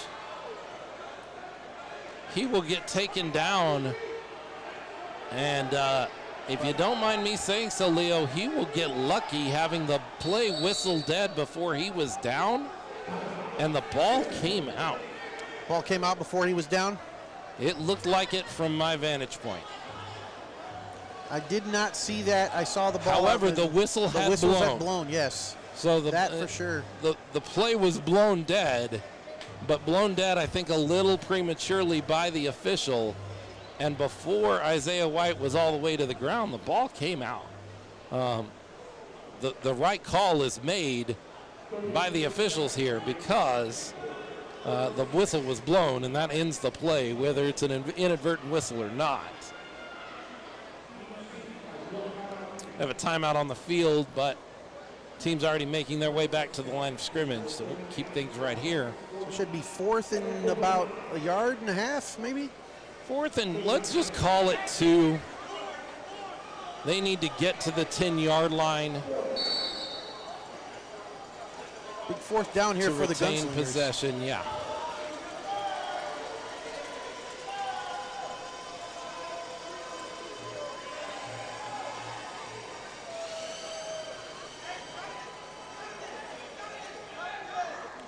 Olvera will take the snap. Doesn't have enough time to do anything, and he's taken down well back at the 22-yard line. A loss of 10. Yeah, North Texas is going to take over. Big stop by their defense. Offense coming off for the Gunslingers, looking very disappointed as they should be. They had things going there for a while when they had the long field, but then they get the short field that also takes away space. And when they had a little space to work with, North Texas Bulls went to work and were able to stop them. Pressures on the Gunslingers defense now to come up with another stop here as we reach the end of the second quarter pretty soon. And the Texas Bulls will have the ball first in the second half. North Texas Bulls, Robert Kent snaps the ball. He's tossed the ball up. Incredible defensive play by Jordan Simonet, who gets his hand on the ball before it can get to Solomon Clinton. And I gotta tell you, I thought that was going to be a catch. He saw the ball, he being Solomon saw the ball before Simonet did, and had a beat on that ball. I thought that was going down as a catch. Jordan Simonet makes a great adjustment, gets his hand between the hands of the receiver and knocks the ball down. That's going to be 2nd down and 10. Kent back to pass. He's going to throw the ball out to a wide open receiver who's going to get tackled at the 12-yard line, 11-yard line, 10-yard line. Yeah. Moving with the ball, though, yeah, it looks like the 10. 1st and goal. We are close on time here, which is why everything is moving so quickly. The North Texas Bulls know that they are running out of time. We don't have an official time right now, but we know we're in the final minute of the game. The first half, yes. Game. Timeout by the North Texas Bulls to retain some time on that clock. We'll attempt to get a reset on our clock here.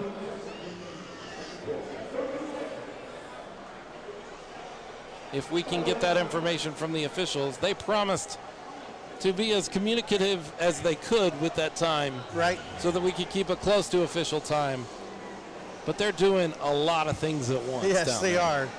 There's a lot going on down there that these guys are 13 overseeing. seconds left in the game. 13. That is from the officials over to Jonas, and Jonas has got it there on the screen for you.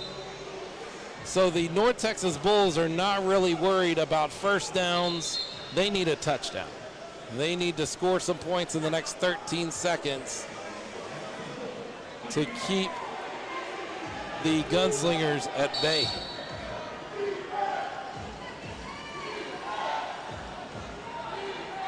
Robert Kent sends his receiver, Chris Franklin, into motion. And there's going to be some pressure on him. He's going to go down. And you see your time there. Clock is going to stop. That must be a timeout by the North Texas Bulls, right? No, I'm sorry. It was not a positive play from the line of scrimmage. So the clock should stops. Run. Oh, the clock should run. You're right. The clock should run. But there is a flag on the field. No, I'm sorry. The clock stops on a negative play. You're right. You're correct. So a negative play, Yes. The clock should stop. We'll have to get a reset from them. That usually is a disadvantage to the offense. It is. But in this case, it's actually an advantage to the North Texas Bulls. An illegal procedure, though, on the Gunslingers. And that is going to push things into a rough spot. 4 seconds left on the clock. Based on the information our booth has.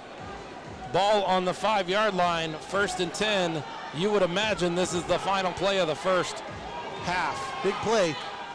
Kent drops back to pass, throws the ball, but it is knocked down by Jonathan Taylor.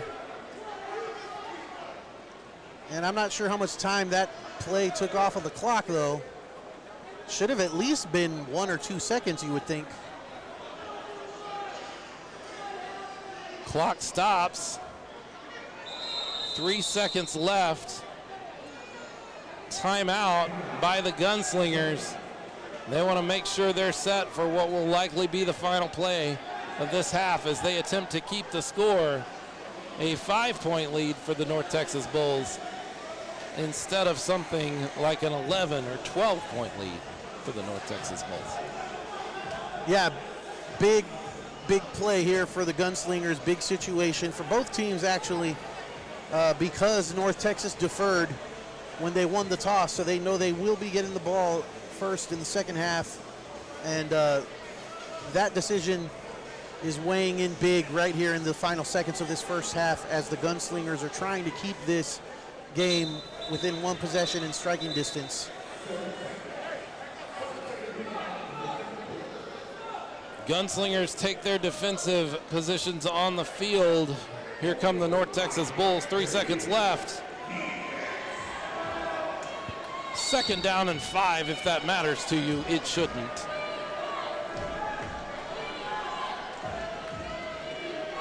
Robert Kent sends his receiver in motion, drops back, throws a quick pass out to. I can't even see a number on the receiver. From this vantage point, it sure looked like he was just short of the goal line, and that's where the line judge he's going to be marked. He's being marked short of the goal line. A game of inches. By Gary, the line judge.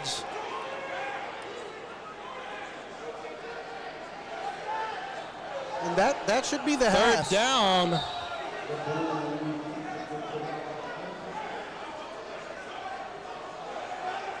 Clock should run.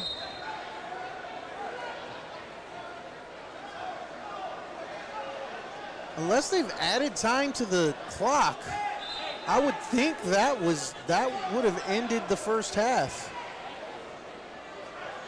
Officials discussing, making sure they know what's going on here. We'll get a call from Terry here in a second. That is going to be the end of the half. The Gunslingers defense holds on and keeps the score 14-9, a 5-point lead for the North Texas Bulls. Incredible defensive stop right there at the end of the half as the receiver, who's still holding the ball, standing in exactly the same spot, Brett Reese Jr. comes up a half yard short of scoring a touchdown and changing the face of this game. I think it was even less than that, Phillip. And then after the fact, he tried and reach over to show the ball had broken the plane, but the line judge saw what he saw and said, nope, you're about a half yard short. And then there was a discussion, and now we're at halftime. Big stand by the Gunslingers defense. Halftime score is going to be 14-9. We're going to take a break right here. When we come back, we will break down this first half of the game, and sometime here in halftime, we'll have a special guest up here in the booth. Stick with us right here, San Antonio Gunslingers Game Day Football. We'll be right back after this. Block 1.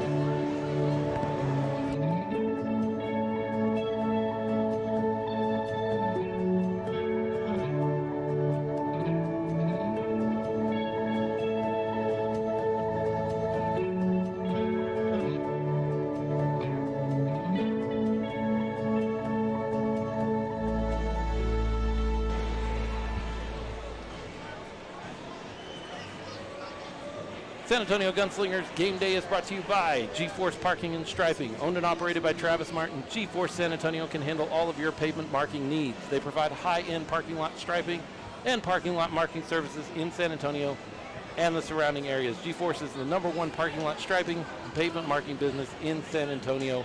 If you're ready to see results, get in touch with their team today by calling 210-710-1016.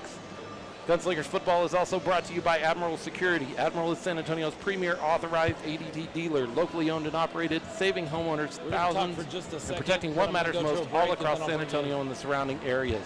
Admiral has a special offer for all you Gunslingers fans. Give them a call today for more information. Finally, Gunslingers Football is brought to you by Moonlight Ballroom. Moonlight Ballroom is San Antonio's #1 event venue and party destination. Moonlight Ballroom is all-inclusive and offers any and all services for your event needs with party packages available. Weddings, quinceañeras, holiday parties, and more, you name it, they offer it. Give them a call today at 210-549-4180. Make sure to mention the San Antonio Gunslingers for a promotional discount. Gunslingers Game Day Football is also brought to you by Machado Realty Group. At Machado Realty Group, we recognize and value the trust our clients place in us, and we strive every single day to exceed their expectations. With over 15 years of combined experience, we're certain we can help you achieve your real estate needs. Our #1 goal is to ensure the buying and selling process is fun, easy, and stress-free for all of our clients. We would love to work with you. For free consultation, please call Osvaldo Machado at 210-460-8882. San Antonio Gunslingers Game Day Football as the 6-shooters, the San Antonio Gunslingers cheerleading outfit, takes the field to perform for the fans here in attendance. Leo, pretty exciting first half there. Definitely very exciting. It's lived up to the billing so far. We had some questions at the onset of the game that we said that we wanted answered. One was the road here that the Texas Bulls had, were they going to show that toughness or lack of for not having the competition, the level that the Gunslingers have had? It's hung tough. You know, they've hung tough. They've answered some questions there. The other question we had was, would the defense of the Gunslingers be able to put some pressure on Kent Jr., be able to handle that offense, that the vaunted Bulls offense? I think they've answered that question here late in the second quarter. And then the last question was, would the Gunslingers offense in turn be able to kind of get things going? So far to this point, it's been in flashes, and in other moments, not so much. So that one's still out to be decided in the second half, I think. 14-9 is your North Texas Bulls lead as they lead the San Antonio Gunslingers here at halftime. And Leo, you bring up a great point. All of the things we thought we might want to see or didn't know if we were going to see or not, we've gotten some answers to some of those questions. North Texas is just as tough a team as they were 5 weeks ago here in the San Antonio Rose Bowl. Absolutely. Robert Kent Jr. is the quarterback that can pick you apart if you give him time. The only difference is there in the second quarter, the Gunslingers defense was not giving him the same amount of time. That's right. Yeah, they were getting more pressure on Kent Jr. in that second quarter, and it showed. They got the safety. The offense for the Bulls kind of stalled a little bit. This is a team that's used to putting up like 66 points. That's correct. A game, and here they are with the halftime lead, but it's only 14-9. Yeah. 5-point lead for the North Texas Bulls. We're going to take another quick break, and when we come back, we're going to have the owner and CEO of the San Antonio Gunslingers. We're going to talk to him a little bit about what he saw in the first half and what might be coming up in the future for the San Antonio Gunslingers. Stick with us right here. We'll be back with you on Gunslingers Game Day Football right after this.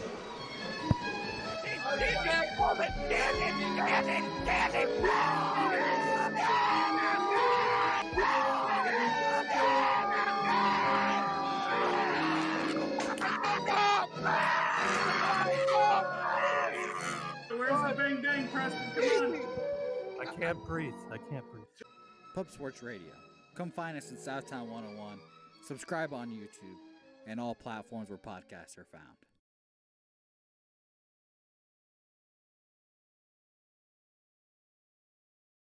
Admiral Power. Admiral Power is San Antonio's premier solar provider, locally owned and operated, saving homeowners thousands in electricity expenses. Admiral Power is shooting down CPS bills daily. That is great news for CPS customers. You now get $3,000 from CPS when you go solar with Admiral Power. And for all you Gunslingers fans, they have special promotions built just for you. Give them a call today for more information. San Antonio Gunslingers football is also brought to you by Teardrop Pepper Company. Let's talk about hot sauce. Teardrop Pepper Company has finally created the perfect recipe. Their all-natural, locally made hot sauce has a delicious blend of flavor and heat, enhancing your favorite foods and leaving you always wanting more. Whether you like the kick of habanero or the smoothness of serrano, it's the best way to spice up your Gunslingers tailgate. Teardrop Pepper Company now has 2 unique flavors available. You can order from their website, teardroppepperco.com, or from their social media pages. Use the offer code ARENA, A-R-E-N-A. Save 10% on your order. Put it on everything. They'll make more. San Antonio Gunslingers football is also brought to you by CryoFit. CryoFit TPC is San Antonio's leading recovery and wellness facility, specializing in whole-body cryotherapy, vitamin therapy, IV supplementation, infrared sauna, and much more. Home to your San Antonio Gunslingers, CryoFit focuses on increasing athletic performance, reducing recovery time, and pioneering prevention. The faster you recover, the harder you can train. Come experience the many benefits of CryoFit TPC. Follow them on social media, on Instagram and Facebook, or visit their website, www.mycryofit.com. San Antonio Gunslingers football is also brought to you by Alamo Brewery. Alamo Brewery is San Antonio's premium production brewery. Alamo makes numerous styles of beers that are brewed specifically for our San Antonio beer palates. Look for all these beers in your neighborhood grocery store and at your favorite restaurants and bars. Alamo Brewery proudly supports the Gunslingers. Look for Gunslinger-specific labels on some Alamo Amber cans and Alamo Listo Light cans when it's time to buy your next beer. San Antonio Gunslingers Game Day Football as we watch some fans take a shot at kicking through the uprights, and nobody's made it through there yet. I'm joined right now by owner and CEO of the San Antonio Gunslingers, Hector Garcia. Hector, what do you think so far of your game? It's been a challenge, honestly. We were not surprised. We knew that we were going to come into this game, especially since this team is known to put some serious numbers on the board. So overall, I'm very happy. I'm satisfied with what I'm seeing with the guys. They're putting everything into this game. We have a settle to score for sure. They literally left us a real bad taste our first game. But I believe in our guys, and I know we'll come in a lot stronger than we did in the first half. So let's talk a little bit about that first game. In your first game, you came out here, you did, you lost a football game. There was also some things that weren't up to a standard that you were really pleased with. And the one thing that everybody kind of points to and talks about is the field. Obviously, we've seen now for 3 weeks here at the Rose Palace a much better product on the field, or product that is the field.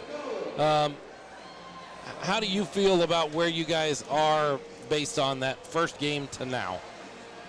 we've grown a lot, honestly, from the first game. I mean, you said it better. Ownership, we weren't happy with it, honestly, but unfortunately, we did what we did. We did our best to accommodate what we had, but with that being said, we knew that we heard the fans, their opinions and everything they had to do, but that's awesome. But overall, I'm very proud of my ownership group. We came together, we came with a plan, and we made sure that at the end of the day, we want to show our fans that we are for real, we are the true thing, and we are listening. Everything they say, we listen, we read their comments, and we knew for a fact. I'm going to have you stand up here. They can't see you over my microphone there. So I'm going to have you stand up so that everybody can see you. So that is the past. We can talk a little bit about what you're seeing now, and you've already mentioned you're overall happy with the game so far. It's a 5-point deficit, but that's one possession, and Absolutely. You're keeping things close. Let's talk a little bit about the future. You've still got some games to play. What do you know about the future of Gunslingers football this season? Is there anything on the horizon that we need to know about? No, absolutely. So more importantly right now, we are for a fact that unfortunately, the El Paso has played, I believe, their last game as far as I've been introduced to. That's the West Texas Buccaneers. Yeah, West Texas Buccaneers. Yeah. But with that being said, no, I wish him the best. Sure. I know the owner. We talk constantly, and I know that his heart and soul is into his team. There's no doubt in my mind that coming next season, they're going to do whatever it takes to come back full strength, even better. But COVID has played a big part of it. Anybody that's unaware, the COVID crisis in Texas specifically, has kind of centered in the El Paso area. And it completely changed their game plan for where they were going to play, how they were going to play, when they were going to gather their team. And so all of those things have just been the worst possible situation that they could deal with. They've made an attempt to field a team and to have a venue. Neither of those things have really been up to the standard of everyone else in the league. Right. Again, not because they've done a bad job, just because that's what they were forced into with the situation being what it is. And so you're saying that you feel like they will call a halt to this season out in El Paso, and they will say, we'll see you guys next year. That is what I've been advised at this point. Okay. Now, granted, I have no stone concrete confirmation about it, but as far as the Gunslingers, all I can say is we are moving ahead away from the El Paso games. Unfortunately, we will not be traveling to El Paso this upcoming weekend. So that's where I wanted to talk. So we had a game on the schedule for May 1st. That is this Saturday. In El Paso. You're saying that game, that's not going to happen? That's not going to happen. Okay. And then the next thing was May 10th, having a game here against the West Texas Buccaneers. Right.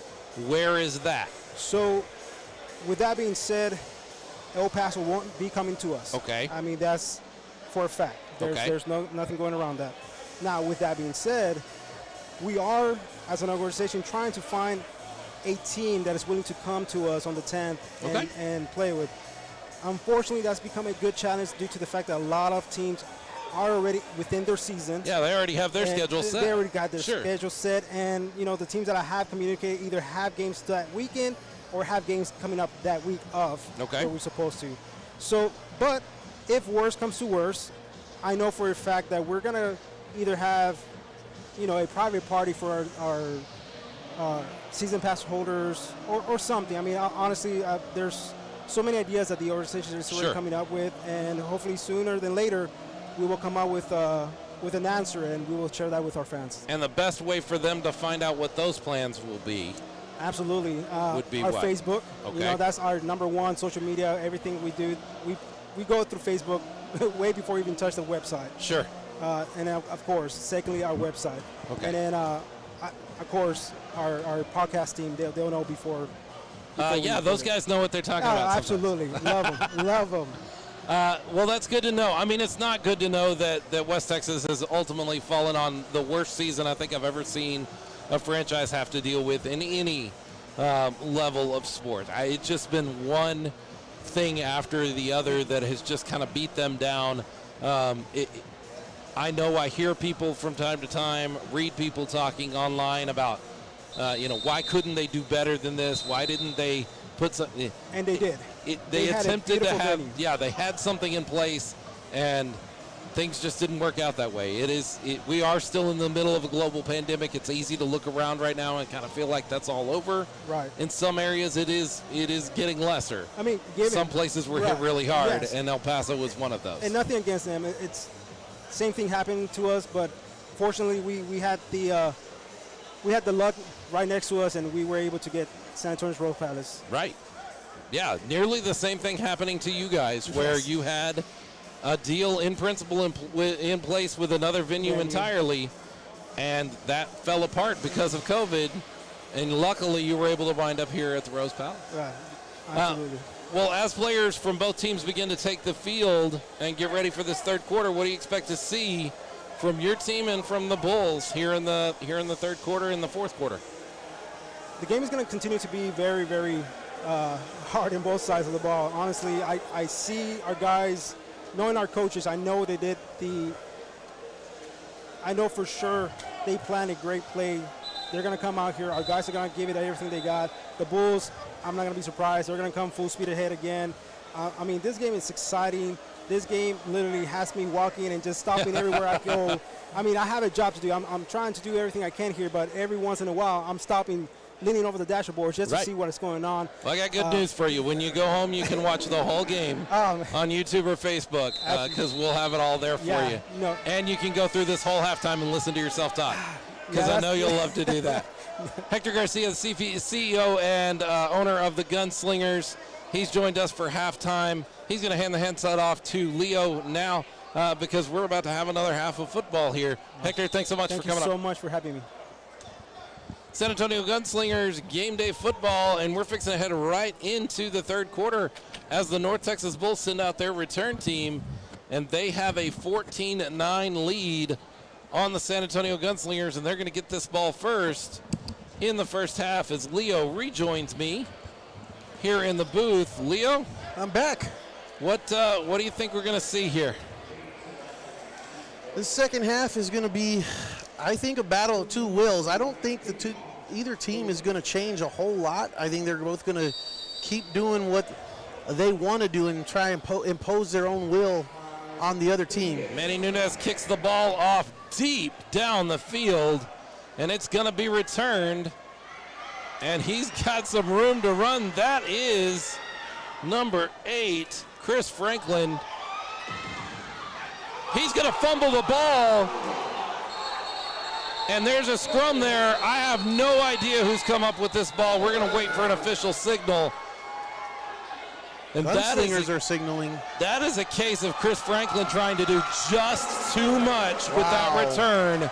And he has given up a possession that they desperately needed to keep that lead where they wanted it. That is a big, big play for the San Antonio Gunslingers. Takes away the whole deferment of the coin toss for the North Texas Bulls. And really just a case, and nobody blames him. No, Look, he's trying to make a play. No, the only thing I had was there was some contact that he did go into the wall. And as I understood it, I thought that would be play dead right there. But he came back onto the field and run, and the refs let him play. So, interesting. So David Olvera and the Gunslinger offense will take a 1st and 10 from their own 15-yard line. Olvera talking with Sean Mueller as he moves over to the left where all the receivers are. That's Nico Thomas, Kali Rashad, and Sean Mueller. Kali Rashad's going to accept the quick pass, and he's going to move down the field to the 22-yard line, gaining about 8 yards. Good first down play. Take 8 yards on first down any day of the week. You bet. Sets up a short second down. And the Gunslingers come out with some unexpected life here in this second quarter after that big turnover. And I'll remind you that the second half ended with a half-yard or less stop by the Gunslingers that kept the score where it was. Olvera takes the snap, tosses the ball out to Nico Thomas, who had shed his defender, and he's going to go down, but I think he's going to have enough for a Devil's River Whiskey first down for the San Antonio Gunslingers. I'm waiting for an official word that that's the case. The chain game's trying to move the sticks, and the referee's holding them back. And there we go. Now he's waving and saying, okay, we can move.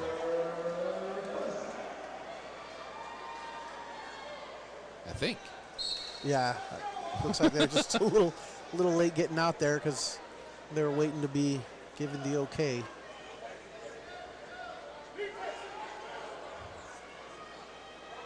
Olvera going to send his receiver in motion. That's Sean Mueller. He's going to hand the ball off to Isaiah White. Isaiah White's going to get about 2 yards on that run. Running game so far has been a sizable part of the Gunslingers' offensive game plan. First time we've seen this much of that in this first season. Yeah, agreed. Lee Callaway Lee, a guy that is just hard to bring down, usually in the backfield, and Chris Bustamante, a shifty guy, but both of them have really struggled to gain some positive yards. Isaiah White putting on a show on running the ball. Olvera takes the snap. He's going to throw the ball long to Kali Rashad. Kali Rashad is going to be interfered with. There's no other way to say it. He's still going to come down with a catch, and that is going to take them all the way down to the 5-yard line, a first and goal from the 5. Great throw by Olvera, even greater catch. Great concentration there by Kali Rashad there. Definitely being interfered with. Defender all over him before the ball got there, and he made the catch anyways. And you can't blame the defender. The defender knew he was beat, so he put 2 hands into Kali Rashad's chest and said, maybe I can knock you off this ball and just take a penalty instead of allowing you to catch it. It just didn't work out that way. Olvera sends his receiver in motion from the 5-yard line. Oh, he doesn't send his receiver. Now he does. Olvera snaps the ball, looks to Nico Thomas, but it's not there, and he's going to get dragged down and lose about 5 yards on the sack. Yeah, Olvera didn't have the time there. Defensive front for the Bulls, able to get some push, looked over like on Caleb Roller's side, able to get by him and get to David. Sometimes the best decision you can make is to take a sack.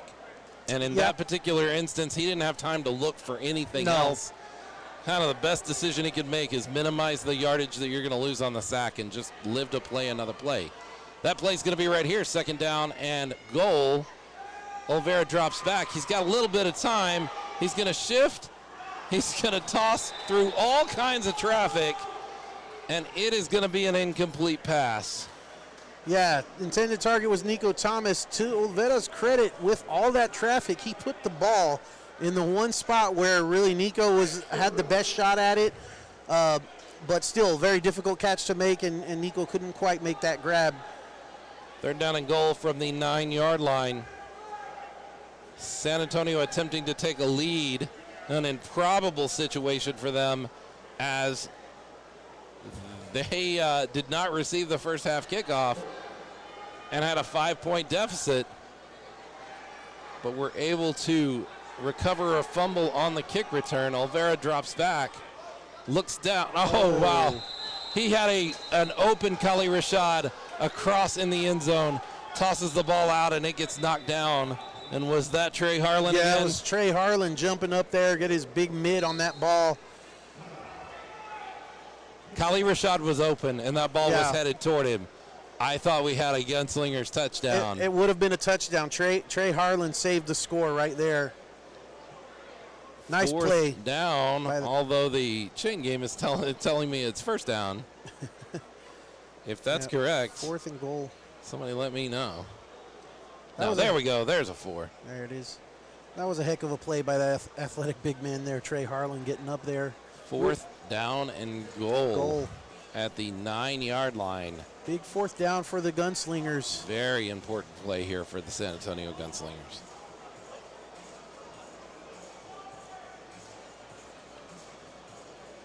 Looked like they flirted with the idea of the field goal. Manny Nunez was out on the field and comes back off.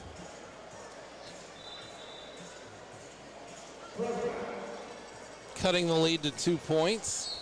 You could certainly make an argument for that kind of thought pattern. But Olvera and his offense will stay on the field as he lines up in his shotgun. He sends Sean Mueller into motion, tosses the ball out to to Nico Thomas, and way over his head. Yeah, he was throwing. And there's a flag on the field. There is a flag. There's the waving towels in the stands. We'll see. I didn't see the flag. I saw all the towels down at that end of the field, and I thought, maybe there's a flag over there. Yeah, that ball was high, but it was intentionally high. As we've mentioned before, the defensive backs are a little on the short side. Trying to go to Nico, but a little too high, and I think the defender had a grab on Nico where he couldn't jump for it. Maybe that's what the flag was. Penalty is going to be on the North Texas Bulls, so it's going to give the Gunslingers another shot at fourth down, this time from the 5-yard line, 4th and goal.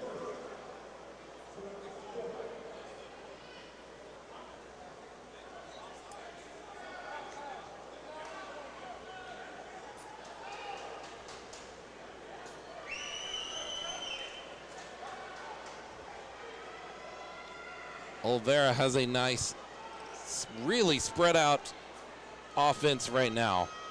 And he's going to drop back. He's going to throw the ball over to Khalil Rashad. But there's a defensive play on the ball. But guess what? What else there is? Another flag. More There's waving towels. another flag on the field. So let's see what Terry and his crew have to tell us about this.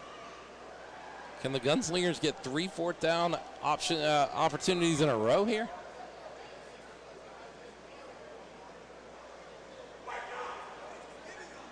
Looks like that may be the case. Illegal block or a chop block against the North Texas Bulls. And that means the San Antonio Gunslingers will get a 3rd try at 4th down and goal, this time from the 2-yard line. See if the 3rd time is a charm, huh, Philip? I like it. Gunslingers taking their time in the huddle. You do not usually see them stuck in a huddle that long. Nico Thomas all the way out to David Olvera's right. Khalil Rashad in a slot sort of position. Sean Mueller goes into. Pass is thrown across the middle, and unfortunately nobody's able to come up with it. The North Texas Bulls will take over, but they will take over on their own 2-yard line. They're going to have to do some work. Remember, the last time they were this far down in their end of the field, the San Antonio Gunslingers winded up forcing a safety.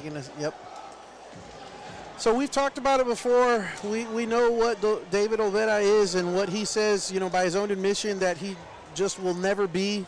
But sometimes you just wish that he would look for that run option, because it looked like there was a lot of space in front of him, enough where if he would have taken off of the ball, he might have been able to get to the end zone. The second time they had that 4th down option, I thought, you spread that offense all the way out, and then you find that lane to run through for that 5 yards and dive into the end zone. That lane was there on that last play, Philip. Let's see what the defense does.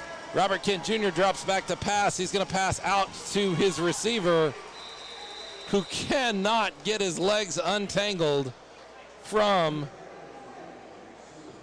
Jordan Simonet. Jordan Simonet saving what could have been a big play and turning it into a 2nd down and 5. A little bit of a quick pass out there to evade that pass rush, minimize the pass rush that the Gunslingers were able to find in that second quarter. Robert Kent sends his receiver in motion, drops back to pass. He's looking deep. He's looking really deep. Tavis Holland is going to rip a banner off of the The Dasher boards here in San Antonio in frustration as he's unable to come down with the ball. As Sheriff Powers does the Dikembe Mutombo no finger to Tavis Holland as he comes into the wall.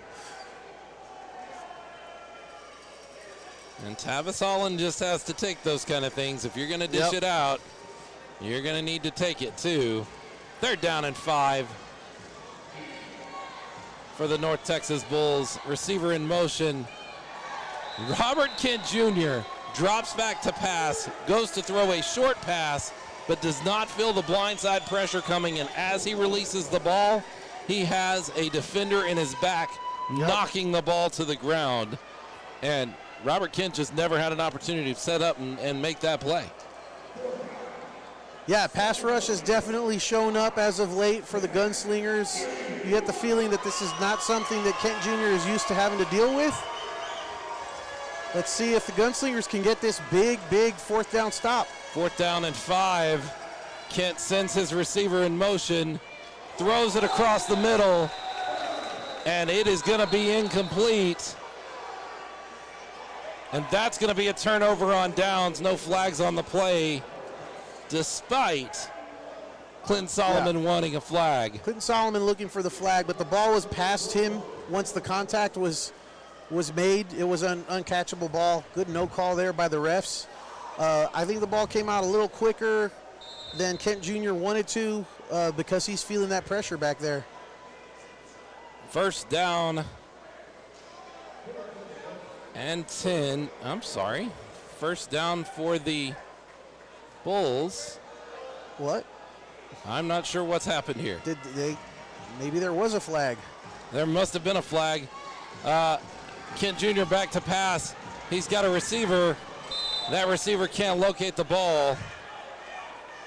And we have a 2nd down play. There was a flag. We missed it. That's our bad. Yeah, didn't see that one. I thought it was a good no call. We were wrong. 2nd down and 10 from the 12-yard line of the North Texas Bulls. Costly flag when you forced a 4th down turnover.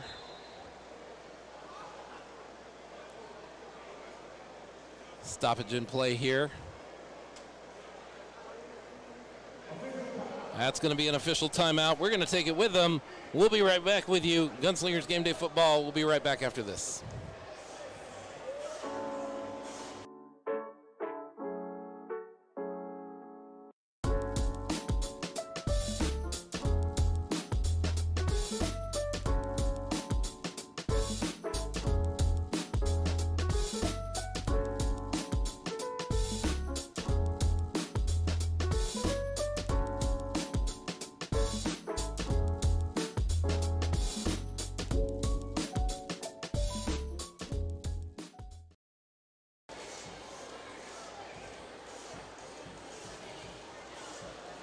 Third quarter here in the San Antonio Rose Palace as the North Texas Bulls have a 14-9 lead, and anybody that was looking for that 62-48 game from a few weeks ago, that's not the game that we brought you tonight, apparently.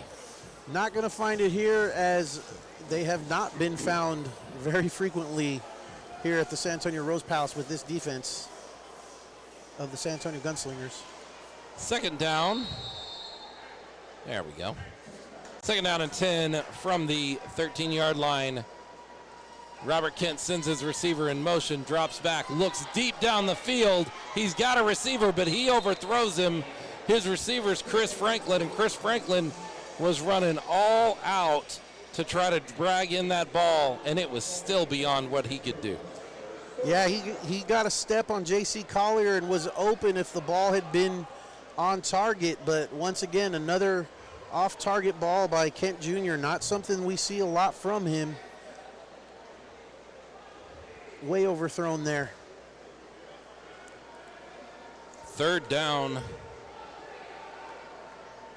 Robert Kent Jr. has only thrown one complete pass for 5 yards on this drive. Kent Jr. going to drop back. He's going to throw the ball, but pressure all over him, and he's not able to put anything into that pass, and that's going to go as another incompletion and bring up a 4th down. Robert Kent has thrown 1 pass for 5 yards. He has thrown 5 straight incomplete passes. I'm certain that's the first time that's happened to him this season. I guarantee that is. Yeah, Cody Brooks was the closest player to that ball on this last play. Once again, another big 4th down where the Gunslingers can turn the ball over on downs, get their offense in a good position to score if they can do it. 4th down and 10 from the 13-yard line. Kent sends his receiver in motion, drops back to pass. He's got some time, tosses the ball over to Tavis Holland, who has enough for a 1st down, I think. Yeah, it certainly looked from this angle like he was able to get enough yardage. Needed past the 10, sticks. he got 12. Yep. That's what Kent Jr. will do if he's got time. He will find the open man and deliver the ball. He hasn't had a lot of time as of late, but he did on that play. Robert Kent Jr. taking his time in the huddle with his team. Also not something we've seen a lot from them. Both teams really playing chess a little bit against each other and trying to find that right play to do what they want to do as Kent sets up for this 1st down play on the 25-yard line. He's going to toss the ball over to Tavis Holland, who's going to run into the wall and gain about 5 yards. A jet sweep play that I'm surprised we don't see teams run more often in the American Arena League. Yeah, it's a good misdirection play where if you get some space, you can make some things happen. We haven't seen too much of. 2nd down and let's call it 5. Kent throws the ball out to Tavis Holland. Tavis Holland can't get his hands on it because it's thrown behind him. And that'll go down as another incompletion. And Robert Kent Jr. has not looked like the same quarterback that he did in the first 3 quarters of games against the Gunslingers this season here in the 2nd half. No, he certainly has not. The Gunslingers have been able to get pressure on him and do some things on defense. We are on 3rd down. Kent sends his receiver in motion, and Jonathan Taylor is going to, I'm sorry, that's not Jonathan J.B. Taylor. Butler. That's J.B. Butler is going to drag him down by his shoulder pads in front of him. I'm not sure I've seen that kind of sack in a very long time. Yeah, J.B. Butler found the gap there right into Kent Jr.'s face, driving him back to the original line of scrimmage now. 4th down and 10. 4th down and 10. J.B. Butler jumped up in the air to knock down any pass that Kent might throw. His hands come down on his shoulder pad and just drag him down as they were face to face as they both hit the turf. 4th down and 10.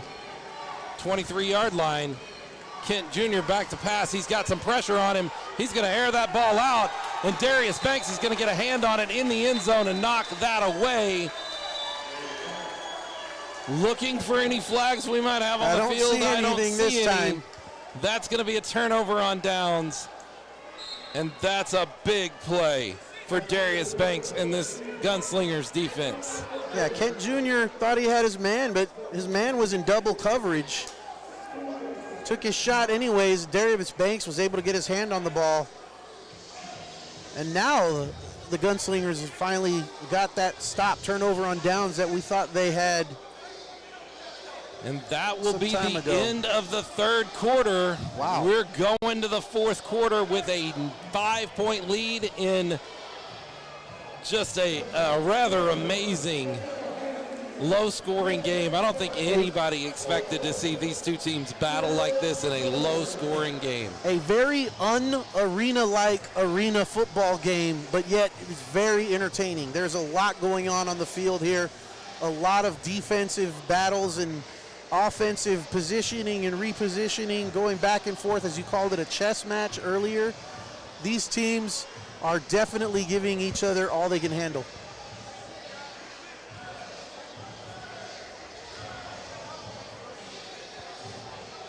As you heard in our halftime discussion with Hector Garcia, we're not really sure what the rest of the schedule is going to look like. We know for a fact that the Mississippi Raiders will be coming in here to San Antonio in late May. Aside from that, with West Texas most likely bowing out of things, we're not sure what other parts of the schedule look like. Keep up with the Gunslingers on social media as they begin to figure out what they're going to do to fix some of that schedule and take care of fans. Here we go. Fourth quarter.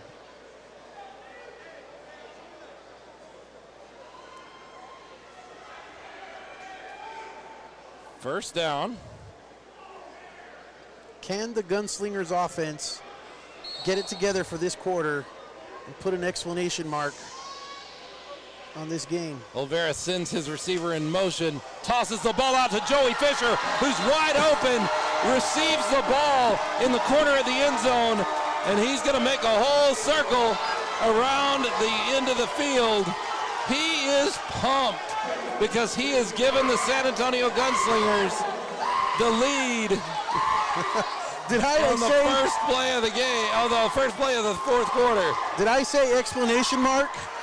How about that for that play to Joey Fisher? A 27-yard touchdown on the first play of the fourth quarter gives the San Antonio Gunslingers a 1-point lead, and Manny Nunez will try to knock one through, and he won't. It gets tipped. And that ball is still live as the Bulls pick it up and lateral it. And that play is finally going to be ruled dead on a play I think should have been ruled dead a long time ago. The Gunslingers are going to hold on to a slim 1-point lead, 15-14. How's that for an exciting game in the fourth quarter? You're getting all of your money's worth right now. Absolutely. This has been highly entertaining. Manny Nunez is really upset about something besides the fact of the ball getting blocked. I don't think he was happy about something. He was pointing at the hash marks. He's got to come out and kick this ball now for the kickoff as he pats the head of one of the young fans here as he goes back out. But what a possession there by the Gunslingers, Philip. Yeah. Just one play, 27 yards, and a touchdown to take a 1-point lead. Manny Nunez, if he really wants to get brave, can attempt to knock that ball through the uprights for a 2-point lead. This might be one of those times you really line up and try to take that ball through the uprights from the other side of the field, because 2 points, you could effectively double your lead. Yes. How often can you double your lead with a kick?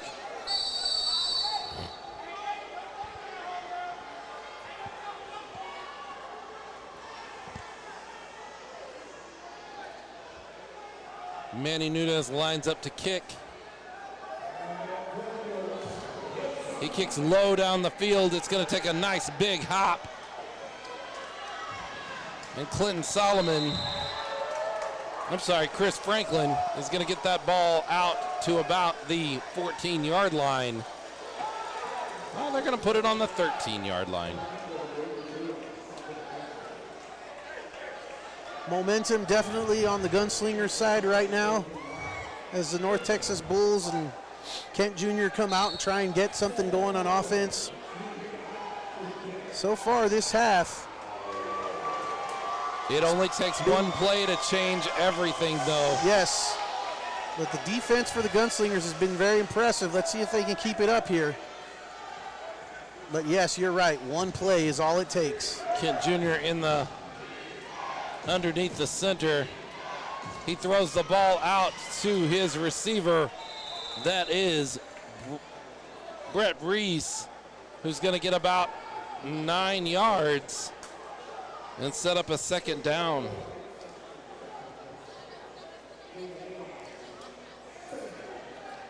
Second down and 1 gives you lots and lots of options, Leo. Yeah, it does. Good play on first down to get 9 yards here. Chris Franklin in motion. Oh. And I'm sorry, the pass is complete down the field. From my vantage point, it looked like it actually hit something on the ceiling, but I don't believe it did. No. Based on the way I apologize. I thought it had hit one of the fans just off of the dasher boards, just over the top of the dasher boards, just from my vantage point. That's going to be a complete pass to take them all the way down to the 4-yard line. First and goal on the 4. That was a great adjustment by the receiver. I believe that was Clinton Solomon adjusting in the air to reach back and catch that ball right on the wall. Big play. As you said, takes one play. North Texas Bulls knocking on the door, trying to take that lead back. Robert Kent sends his receiver in motion. He's going to pitch that ball over to Chris Franklin. Chris Franklin's going to rush up the field and still wind up short. Yeah, it looked like Darius Banks was able to hold him short of the goal line. Shovel pass sideways. That's dangerous. That is. We don't see too many shovel passes in this season. That might be the first one we've seen. Kent Jr. spreading the offense way out. He's going to hand the ball off to his fullback, who is going to be short, going to be held by that San Antonio Gunslingers. Yep. Trey Harlan, he's a load, but defensive front there for the Gunslingers met him head on and didn't give, looks like they didn't give an inch on that, Philip. Third down and goal right along the 1-yard line. Gunslingers going to make them work for this, and they're going to call a timeout here. Is that the Gunslingers timeout? Yeah, it looks like Gunslingers calling the timeout. Want to talk about it here. We're going to keep things right here.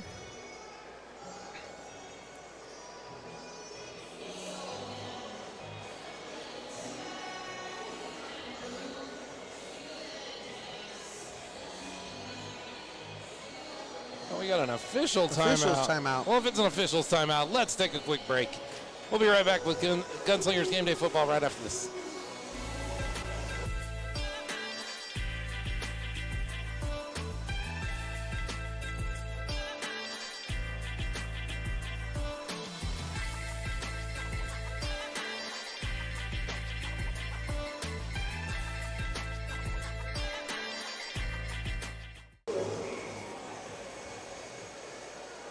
The North Texas Bulls have a 3rd down and 1 and a 1-point deficit. If the Gunslingers could hold them out in an end zone on the 3rd down, what is the discussion like with 4th down? Do you kick and try to take a lead, or do you try to get a bigger lead with a score? 3rd down's first, and they're not going to get there as Robert Kent attempts. As Cody Brooks says no, not going to happen. Robert Kent faked the handoff to his fullback, just what they had done on the previous play, but held the ball back for himself, and Cody Brooks was not fooled in the slightest. He wrapped up Kent and brought him back. Well, they didn't bring him back much. They're still on the 1-yard line.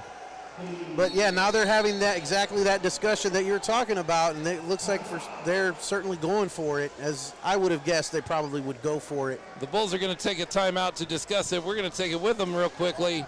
San Antonio Gunslingers Game Day Football will be right back after this.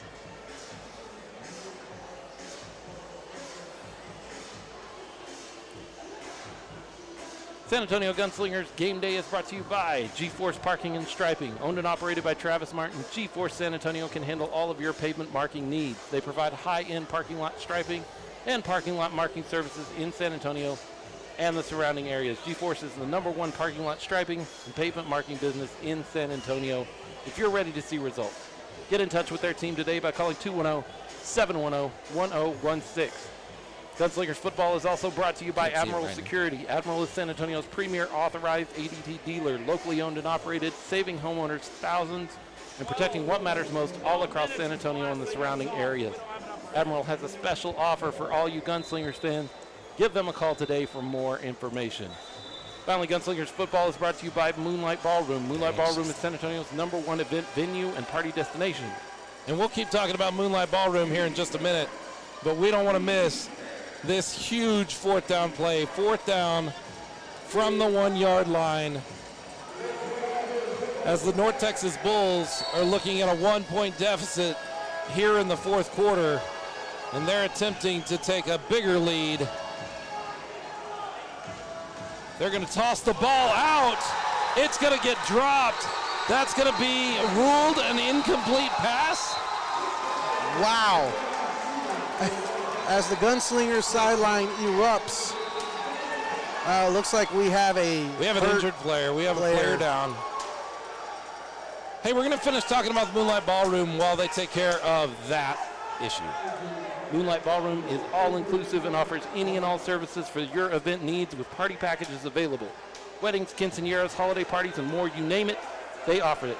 Give them a call today at 210-549-4180. Make sure to mention the San Antonio Gunslingers for a promotional discount. Gunslingers Game Day Football is also brought to you by Machado Realty Group. At Machado Realty Group, we recognize and value the trust our clients place in us, and we strive every single day to exceed their expectations. With over 15 years of combined experience, we're certain we can help you achieve your real estate needs. Our #1 goal is to ensure the buying and selling process is fun, easy, and stress-free for all of our clients. We would love to work with you. For free consultation, please call Osvaldo Machado at 210-460-8882. Gunslingers Game Day Football back with you. Big 4th down play there for the San Antonio Gunslingers as they hold on not 1, not 2, not 3, but all 4 down and goal plays to hold the Bulls out of the end zone with a 1-point lead. We do have an injury on the field right now. I can't see a number there on the opposite end of the field as me. We are, well, they've got him sitting up now. We're not going to speculate on any kind of injury. He's up on his feet. What is great about things here in the Rose Palace is you've got Bulls and Gunslinger personnel all around this player, helping him, including ownership from the Gunslingers I see there, and medical staff from both teams. Some things are more important than football, and the health of our players is one of those things. Yep. So they're going to work him slowly. Looks like he's coming off the field on his own power, but he's limping, so. Limping pretty heavily. Yep. Sure hope he's okay. But back to the game on the field and just what we've seen over the last few minutes. Heck of a play by Jonathan Taylor. The entire defense. Yeah.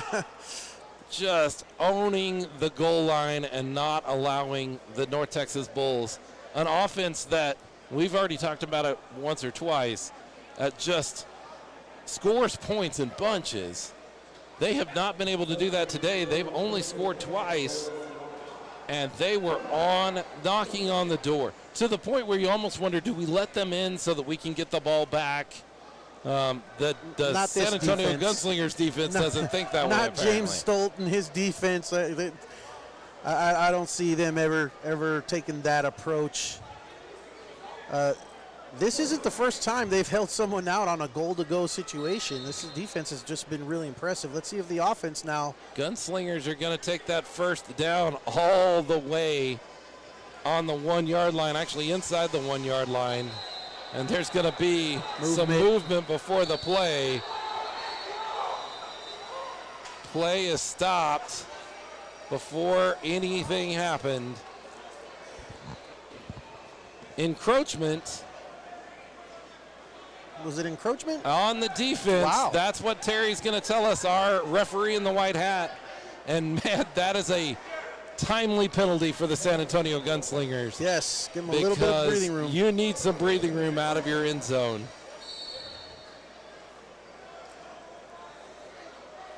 That's going to move the ball up 5 yards and set up a much more manageable 1st down and 5 from the 5 yard line. Olvera's still going to be under center. Nope, he's going to back up into his shotgun position. He's got Kali Rashad. He's got several receivers out there. He's going to hand off to Isaiah White, who's going to lose 3 yards. Yeah, met very quickly. Looks like number 20, or is it 21 for North Texas? That's 20. That's 21. Demarius Cooksey. Both those guys, 20 and 21, Demarius Cooksey and Jimmy Keys, have made some big plays this game. 2nd down and 8 from the 2-ish yard line, 2.5. And David Olvera is going to back up into his end zone, send his receiver in motion. He's going to take the snap and pass the ball out to Nico Thomas, who is not going to get a single yard. He's going to be leveled at the line of scrimmage, setting up a 3rd down and a long 9. A little too much lateral action here, side to side. Not enough going north with the offense. Finds him in the 3rd and long situation, deep back in their territory.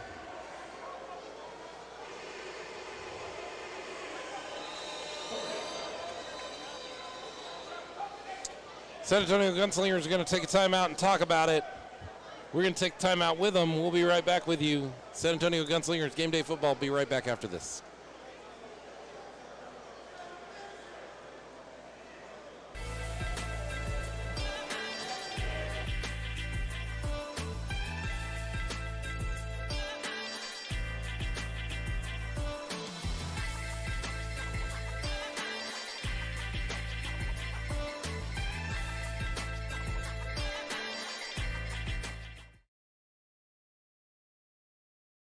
San Antonio Gunslingers Game Day Football.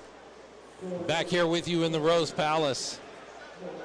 Here in the 4th quarter of this game, there is a 1-point lead, and this is about as close a game as you're going to see anybody ever play. Both of these teams, we talked about it early in the game, before the game even started, focused and wanting a win here, and they're both proving right now how badly they want to win.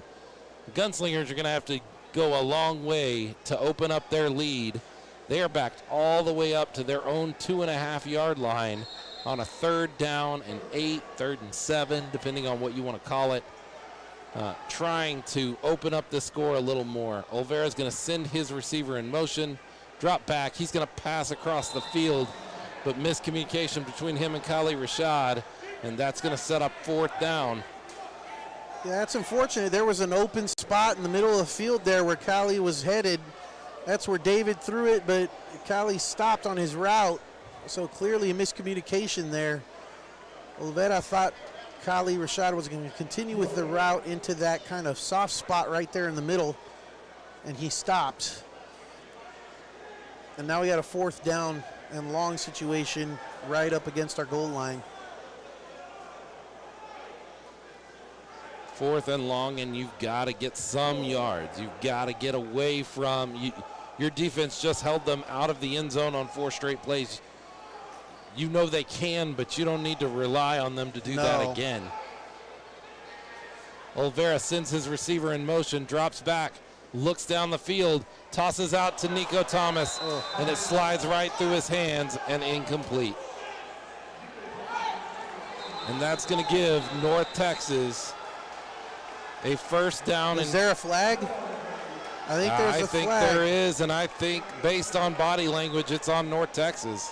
Well, Oliveira had to jump to throw the ball, and he was sitting down in the end zone. Ref comes over and picks him up off the ground. I don't know if it was a rough in the passer play after the fact. Big penalty here. Big call here. Either way, penalty or no. Yes. Big call. And Terry is going to say unsportsmanlike conduct against the North Texas Bulls.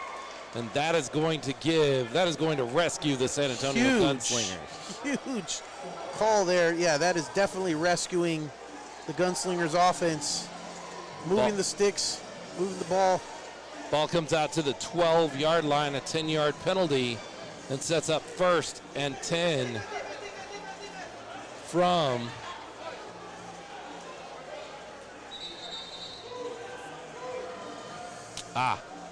the penalty took place after the play. So while it will back things up 10 yards, North Texas will retain possession of the ball and have a little further to go.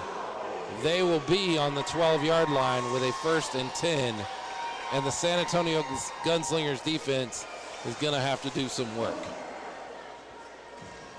Robert Kent Jr. under center, sends his receiver, Clinton Solomon, in motion, drops back and is looking in. He's got lots of time, and there's going to be a flag on the play.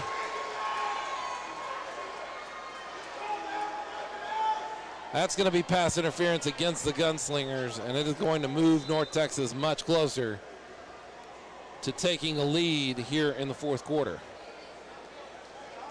Yeah, it looks like they're calling on Darius Banks. Receiver stopped on the play. Banks kept moving and moved through him, but that's contact. Yep. While the ball's in the air, and so that's the right call. It feels like a wrong call, but it's the right call. So that moves the ball to, looks like the 1-yard line as we're putting that. Pass interference that occurs in the end zone, I believe, does go. I wasn't sure that was so in arena football. Down to the 1-yard line, and a 1st down and goal from the 1-yard line. The defense has stopped them once on this kind of We've been here before. Situation, but a tall task in front of them. Yes. To get that stop again.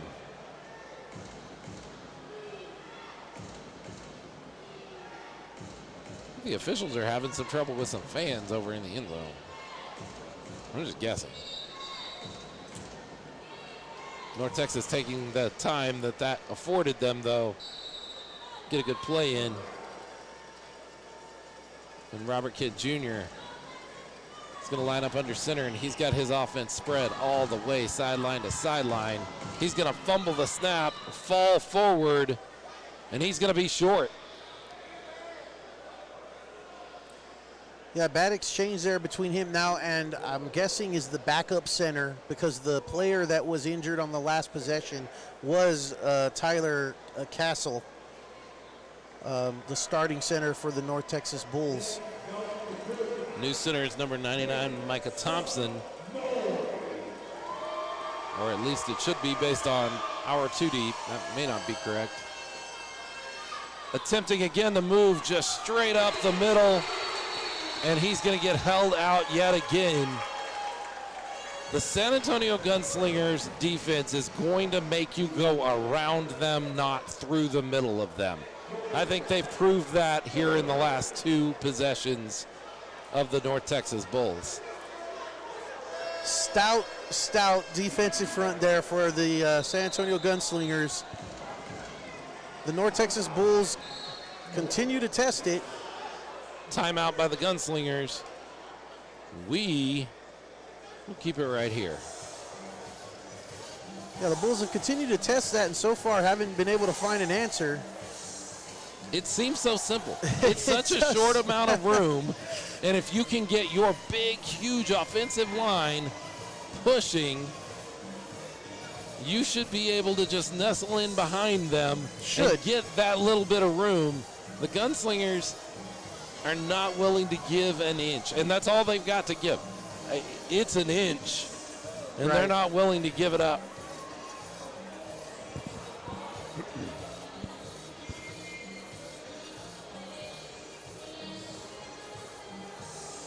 Right around 3 minutes left in the game. Done our best to keep the time as close as we can. Officials are letting us know and updating time as often as they can. Fans are having a great time here. Yeah, they are. There's your yellow flags. He's having a great time. As well he should. It's a great atmosphere here at the San Antonio Rose Palace. I highly recommend you make your way out here for a Gunslingers game. And here we go. 3rd down and 1-ish. Fumbled snap. And this time it looks like the Gunslingers. And the Gunslingers recover the snap. Wow. Recover the fumble. That is 2, and a flag after the play. That's not stuff you want to see. That is 2 straight. Are you kidding me? 1st and goal possessions that the San Antonio Gunslingers have foiled the North Texas Bulls on. Remember, this Bulls offense has been unbelievably strong in the games that it's played. Yes. It has scored 60 points or more in both of the games that they've played, and one of those was a game that was shortened by a quarter and a half. Right. The Gunslingers have been able to hold this North Texas Bulls team to 14 points and held them out of the end zone on 2 consecutive 1st and goal possessions. And we'll see what this flag is, but I think it was against the North Texas Bulls, which will give the Gunslingers a little bit more room for their offense to try and... It's an unsportsmanlike conduct penalty. It is against the Gunslingers, and there is an ejection.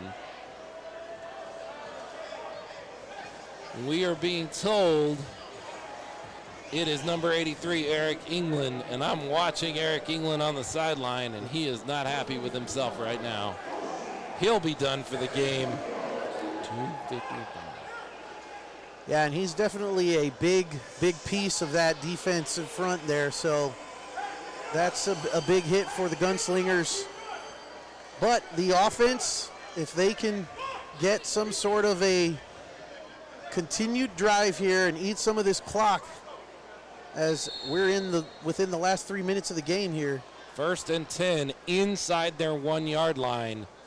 David Olvera sends a receiver in motion, fakes the handoff. He's got Kali Rashad, and just an excellent defensive play made by number 20, Jimmy Keys. If he doesn't make that play, Kali Rashad is racing into the end zone, and Kali had the beat on the ball. The only thing that stopped that play was an incredible play by Jimmy Keys. And do we have more? There was a flag, yes. Flags? It was another illegal procedure call against the defense. That'll move the ball out 5 yards and give the Gunslingers a 1st down and 5-ish. Yep. Heck of a play by Jimmy Keys. That was a touchdown for sure. From the 5-yard line. Olvera back to pass, throws a little high up over Joey Fisher's head. Joey Fisher can't bring that down, and we're going to have 2nd down.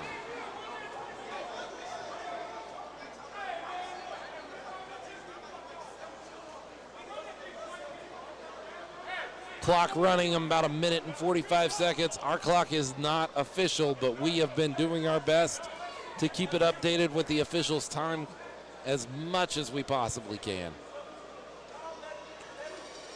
Yeah, Gunslingers don't need the score here as much as they need to keep ticking down that clock. Olvera with Kali Rashad on one side, Joey Fisher on the other. He's going to send a receiver in motion and hand off to Sean Mueller. Sean Mueller's going to get just a few yards. And there's a wrestling match between Caleb Roller and number 3. I don't have a number 3. See him on the roster here, yeah. But a wrestling match down there. Inconsequential, no flags or anything like that. I can hear RC in the stands. Don't mess with my roller. Don't mess with my roller. Ball's going to be placed on the 9-yard line, and while the sticks haven't moved yet, that tells me that this will be a 3rd down and 1 or 2. We have a timeout on the field, but we're going to keep it right here because this is exciting. I don't want to go anywhere. Do you, Leo? No, you don't want to miss any of this action here as the game comes to... The time on the field, I believe, is that we are within the last minute of the game. The entire booth, Jonas as well as the stadium announcer, are trying to get the attention of the officials to find out where we're at on the clock. So stick with us. We'll try to get that information pretty quickly out to you because it's consequential right now. We are at the 1 minute. I just saw Coach Q say we are at the 1 minute. No? Now I just heard Coach Q say 47, which is what we have on the clock. 47 seconds left in the game. David Olvera under center. He's going to snap the ball, dive forward to gain positive yards. Did he get the first? And he's going to fumble the ball, and North Texas is going to take possession. Wow. On the 10-yard line. Wow. It's one turning point after another here in these last couple minutes of this game. I heard some cheers. I thought maybe he had enough for the first down, and then the cheers stopped abruptly. I saw the ref signal first down the other direction. And now the Bulls with an opportunity to take the lead with, now we're showing 1 minute 47 left in the fourth quarter. Can the defense do it again? Has done it twice. It's going to have to do it again. First down and goal from the 9-yard line. Robert Kent communicating with his defense, sends his receiver in motion. He drops back, and there is pressure all over him. He's dragged down by Cody Brooks. Literally as soon as he received that snap, Cody Brooks and Jonathan Taylor were all over Kent Jr. There is a flag on the field. I know you will not be surprised to hear me say. Jonathan Taylor seems to think it's against the Bulls. We'll wait for the official signal.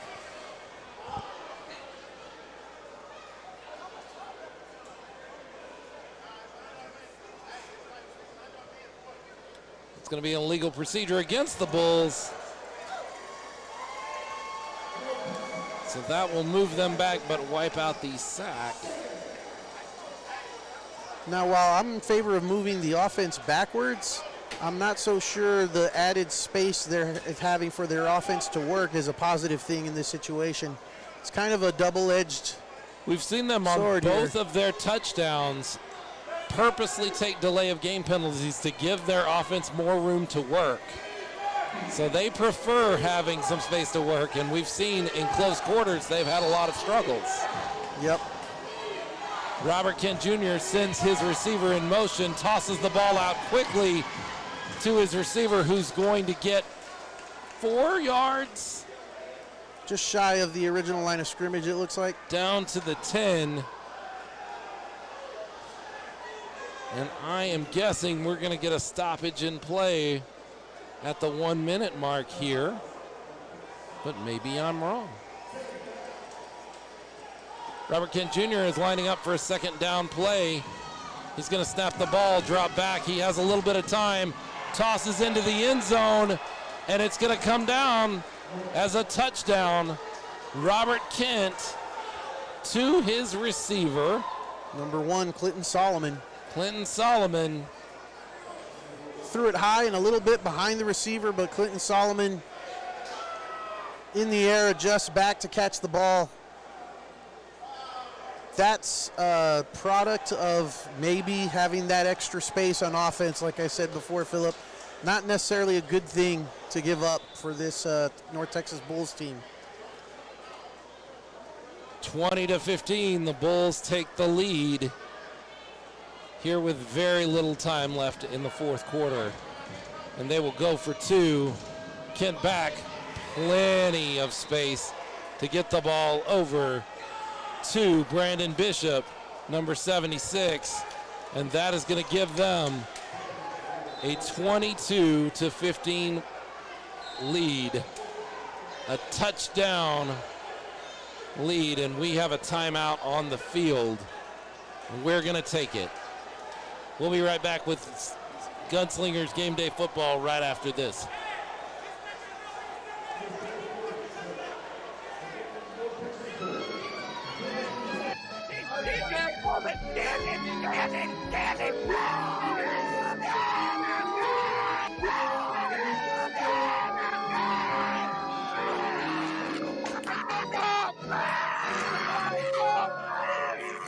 Where's the bang bang, Preston? Come on. I can't breathe. I can't breathe. Pub Sports Radio. Come find us in Southtown 101. Subscribe on YouTube and all platforms where podcasts are found. San Antonio Gunslingers Game Day Football. We do finally get the 1-minute call from the refs, from the officials. So the San Antonio Gunslingers will have 1 minute when they receive this ball on the kickoff to even this score. They need 7 points to push this into overtime. And I may be really glad that the referees brought me a rule book if we go into overtime, because I haven't seen an overtime game in the American Arena League.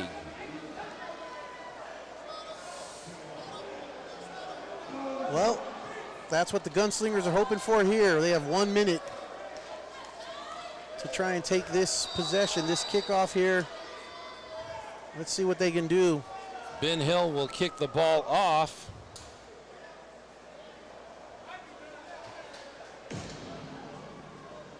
And Kali Rashad will take possession right on his goal line, cuts up the field and gets to about the 14-yard line. That is where the Gunslingers will start this offensive possession. An offensive possession that means everything. It does. It must result in a touchdown. This is the ball game on this possession here. The Gunslingers offense has not really been able to capitalize this second half other than the play to Joey Fisher. We'll see if they can pull out something here when they need it desperately. David Olvera sending Sean Mueller into motion. He's got Joey Fisher and Kali Rashad out there as well. He's going to throw the ball all the way down the field to Sean Mueller. And number 5, Dwayne Autry, is going to knock that ball away and then make a sniper shooting gesture. I tell you what, Sean Mueller looked open, and he was open, and that looked like a well-delivered ball. And you heard the excitement in your voice because it looked like it was going to possibly be a score. And second down and goal from the 15-yard line, but Dwayne the downs Autry don't matter near as much as scoring the touchdown. He's going to send his receiver in motion at Sean Mueller again. He's going to pump fake, throw out a little bit of a duck. He's going to catch the ball going over this wall, and they're going to call that a catch. Sean Mueller, great catch, catching the ball, nearly standing on top of the wall. And they've got to move quickly as the clock continues to tick. They are down to the 16-yard line, first down and 10. Timeout, Gunslingers. Wow. 34 is what we have on the time. That is not official. We will try to get an official time for you as quickly as we can, but 34 seconds is what we're showing right now on our clock.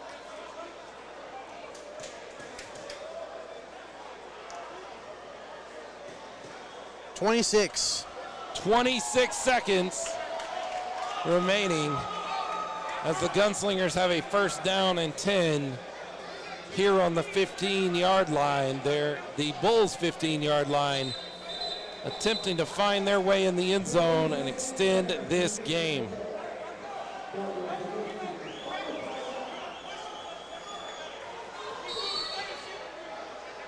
David Olvera sends Sean Mueller into motion. He drops back, tosses the ball up high, and incomplete. Little bit of miscommunication between Olvera and his receivers. There wasn't anybody that was really in a position to bring that ball in. Second down and 10 from the 15-yard line. That does stop the clock. 8 seconds. Jonas, is that correct? 8 seconds? No. Okay. 15. 15 seconds left on the clock. Khalil Rashad, Joey Fisher, and Sean Mueller in motion. Olvera back to pass. Throws the ball. He scored. Sean Mueller catches the ball, spins around, gets into the end zone. 6 points for your San Antonio Gunslingers. They are 1 point away from tying this score and sending this game into overtime. Wow. As the crowd just goes crazy. That is a Moonlight Ballroom touchdown for your San Antonio Gunslingers. Sean Mueller putting the team on his back all the way down the field. He made the catch over the wall. He makes the catch for the touchdown. He brings his team within 1 point of tying the score in this game. It looks like they're going for the win. They're going for 2. The Gunslingers are. I do not see Man. Oh, well, no, there's Manny. Manny's on the field. Manny's on the field. There he is. This kick is very important. Manny comes off the field. The Gunslingers are going for it. Do or die here. It. All or nothing. David Olvera, flag on the play. I think that's going to be a delay of game on the Gunslingers. That's going to back them up a little bit. That makes a little bit more room for a kick here, Philip. That's an interesting conversation to have now.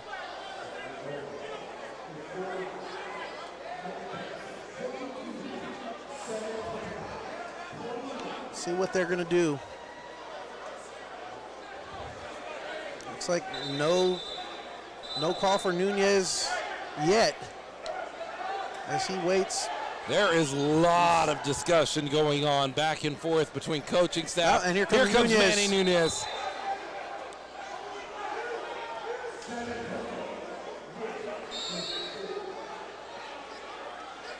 Kick's not guaranteed in this league at all. But Manny Nunez is the guy you want making your kick with a game on the line. Ball snapped, hold down. It's a trick play.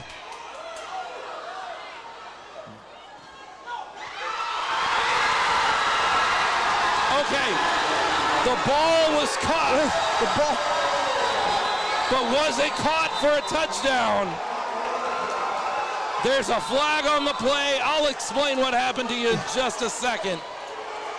The play was broken. The hold was not good. Khalil Rashad throws the ball up into the corner of the end zone, and the catch is, the ball is knocked into the air. A catch is made right on the goal line. That should be good for a score. He's untouched. And there's still a flag, too, that we have to deal with. I'm not so sure that was a bad snap. I thought the snap was good. I think maybe that was by design. Khalil Rashad had the ball slip through his hands. I saw it clearly. Touchdown! Wow. 2-point conversion complete by your San Antonio Gunslingers. They have a 1 point lead. with seconds left. Seconds left on the 12 clock. seconds. 23-22. And the North Texas Bulls are livid. They are gathered around the officials asking how in the world the officials can give this touchdown, give this two-point conversion over to the Gunslingers, and the refs are not wavering at all.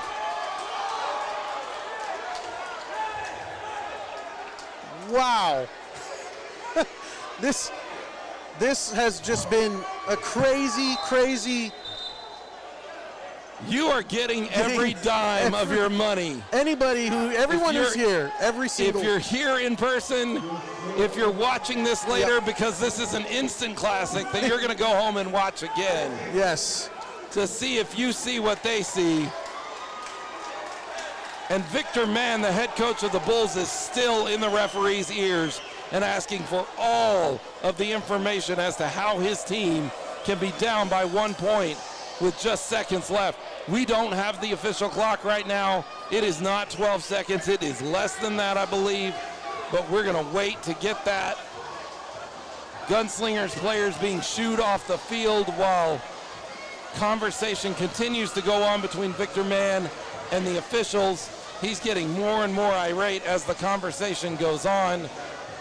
They've made their call. They're not going to change anything at this point. Right.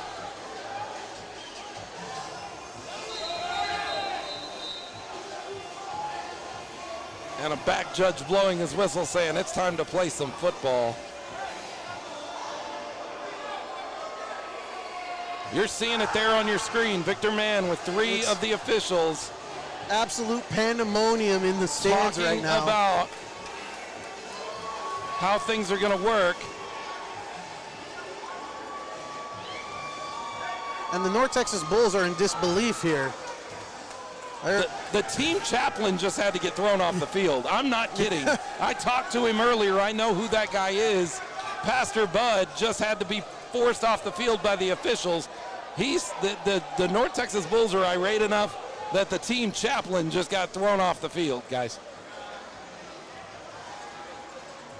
What a crazy game. We're going to continue to monitor this situation, but I can tell you that any change made in the decision up to this point, if they were to somehow take this 2 point off the board, I don't see how they would do that. I would be fearful for the safety of people at this point. Officials still discussing, though, what they've seen. Not sure why there's so much discussion when the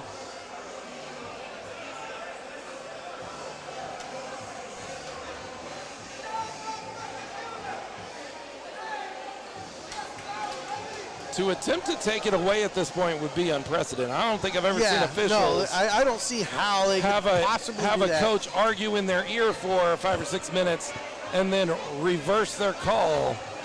There would be some phone lines burning up between San Antonio and the American Arena League home office within minutes if that is the case.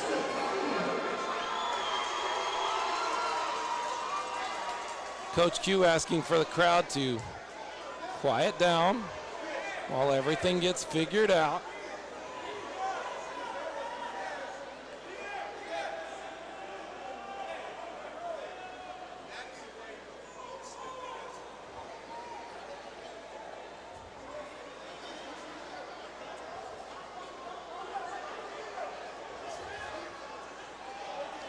As we wait. Yeah, we're just waiting. At this point, there's not a lot more I can say. I don't understand why we're still talking. The call has been made. There's no point in guessing. There's no point in speculating on anything. We just have to wait and see what transpires after all of this.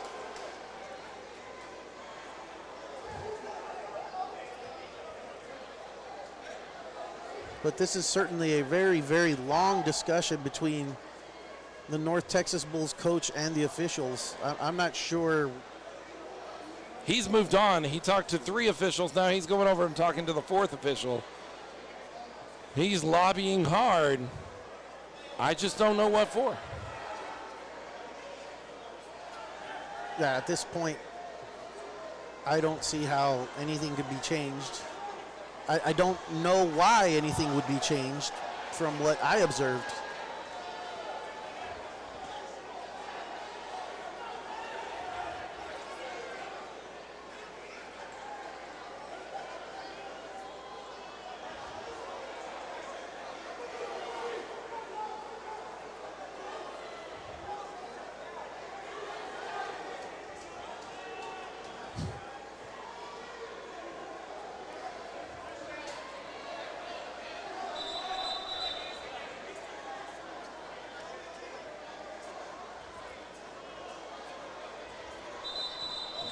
I hear whistles blowing. Certainly, at least part of this. Victor Mann has made his way back around. He is on his second conversation with referee Terry at this point.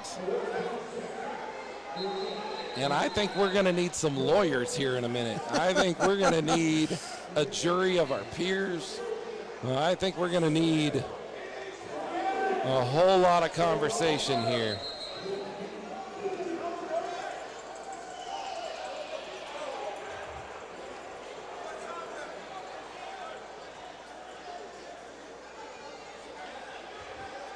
Looks like we have the Bulls players understand what's going on. They're waiting for a kickoff. 14 seconds is the official time. 14 seconds is the official time. Letting some of the players down on the bench know. Conversation between referee Terry and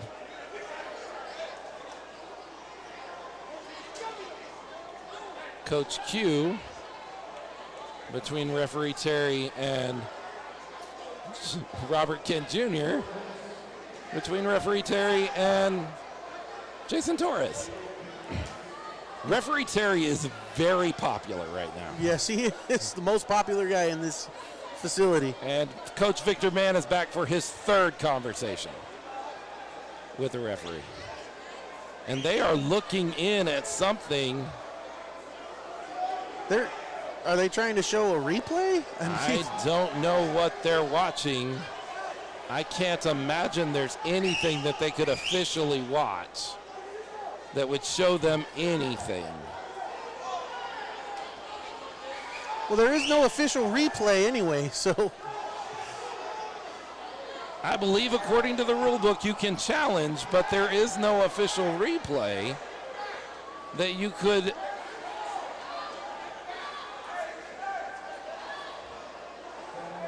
And this has gotten out of hand at this point. Like, at the point that coaching staff, and it's not even a coach right now that is showing his phone to a referee, things are out of hand.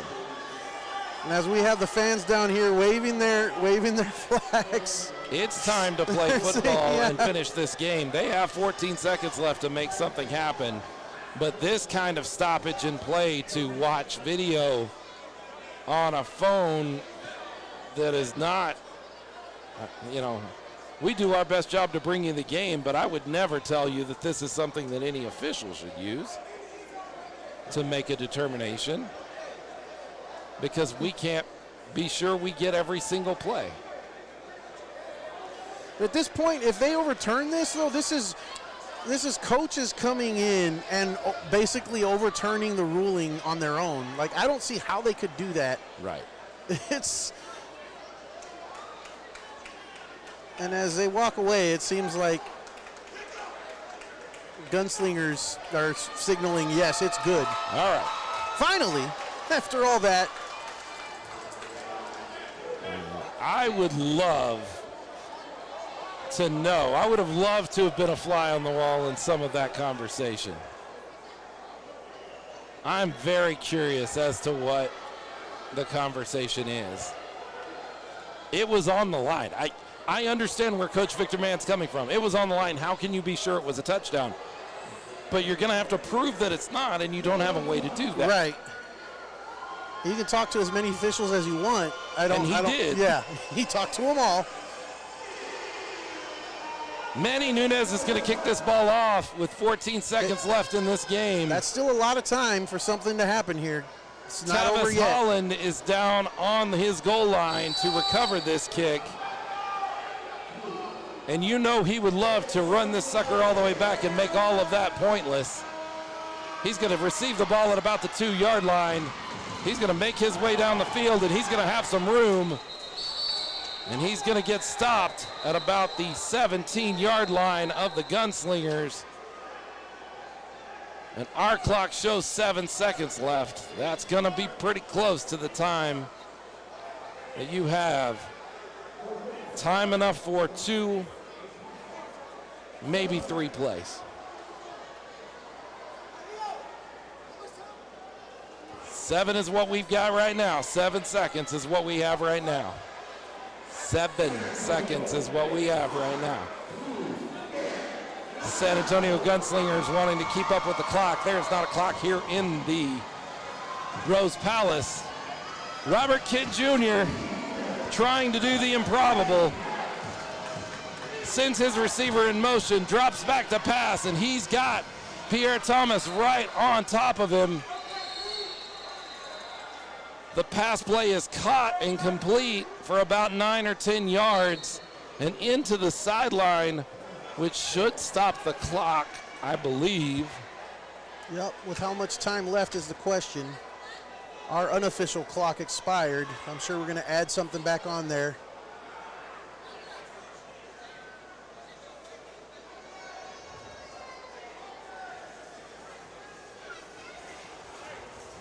I see he's saying timeout. Timeout? Timeout. We have a timeout, an official's timeout. Well, we're going to keep it right here because I'm not going to take the chance on going to a commercial and missing this play, which will probably be the final play of the game.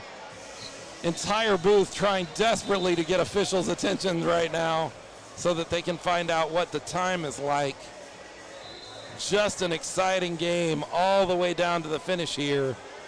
Exactly what it was billed to be. Yes. 2 really, really good teams playing really, really hard against one another. And either team, whichever team walks out of here with a loss, it is going to be a heartbreaking moment. Absolutely. This is the play right here. This 9-yard line. Still don't have an official time. It's less than 7 seconds. We know that much. Ball is snapped. And the ball is incomplete. dropped. They're going to rule it incomplete. I'm not sure if it was incomplete or a fumble. looked like a fumble from here, but I guess the arm might have been going forward. An incomplete pass would stop the clock if there was time available on the clock.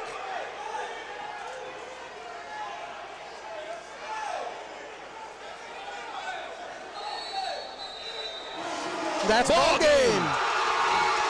The San Antonio Gunslingers hold on to a 1-point victory, 23-22 over the North Texas Bulls in one of the most exciting fourth quarters you're going to see in arena football. I don't care what the level is. Right.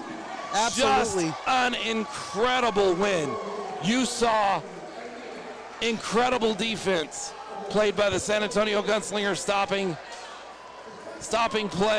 the North Texas Bulls offense twice in goal-to-go situations. You saw an incredible, just almost Herculean performance from Sean Mueller, catching two very important passes to score the touchdown that would give the San Antonio Gunslingers a 1-point deficit. You saw a extra point attempt that was either a fake or a bobbled play, and I would love to get some clarification on that. We need to find that out for sure. We're going to have a conversation with Kali Rashad, find out if that was the called play or not. In any case, a play that resulted in a 2-point conversion called by officials on the field that stopped the game down for 5 minutes or more, as the North Texas Bulls coaching staff asked every official if that is sure that's what they saw. Right. And at the end of it all, the San Antonio Gunslingers will take a 23-22 victory And even the records of these two teams at 3-1. Wow. Wow is right. You said it, Philip. Instant classic. This is a game that will probably be watched over and over and over again by the fans out there, by the players, the teams. The officials will watch it because they told us they do come back and watch these so they can analyze and what they did. But this, as you said, anybody that is here, they got every penny's worth that they paid. Everyone on the broadcast, I hope you didn't, leave your seat because there was nonstop action from the beginning of the game to the end, despite the low score. This was an exciting game. While it's easy to forget with everything that happened in the fourth quarter of this game, remember that at the end of the second quarter, there was a stop for a half yard stop by the San Antonio Gunslingers defense to keep the North Texas Bulls out of the end zone and keep the lead at 5 points for the Bulls. A game of inches. What a game. Inches. And I definitely want to find out if that play was by design or if we just had another, like the Manny Nunez situation a couple games ago against the Wild. This incredible game, incredible play to punctuate an incredible game. This sets up, I'm sorry, that is not setting up both teams at 3-1. I misspoke. Oh, yeah, the Gunslingers are now in 4-1. Sole possession of first place in the division, 4-1, while the North Texas Bulls take their first loss of the season and drop to 3-1. And just based on the schedule and the way it is, they will drop into second place for the time being. And what this really sets up is a game in Fort Worth on June 5th that will be amazing. Yes. These two teams will play each other in about 6 weeks in Fort Worth in a game you have to assume would be for the Western Division. And the playoff spot. Wow. We need to take a break. As much as we thought this game was going to be, it surpassed our expectations. I need to take a break. We're going to take a break. We're going to take care of sponsors one last time, and then when we come back, we're going to do some sort of post-game show. And I don't even know what would be more entertaining than what we just watched. Gunslingers Game Day Football will be right back after this.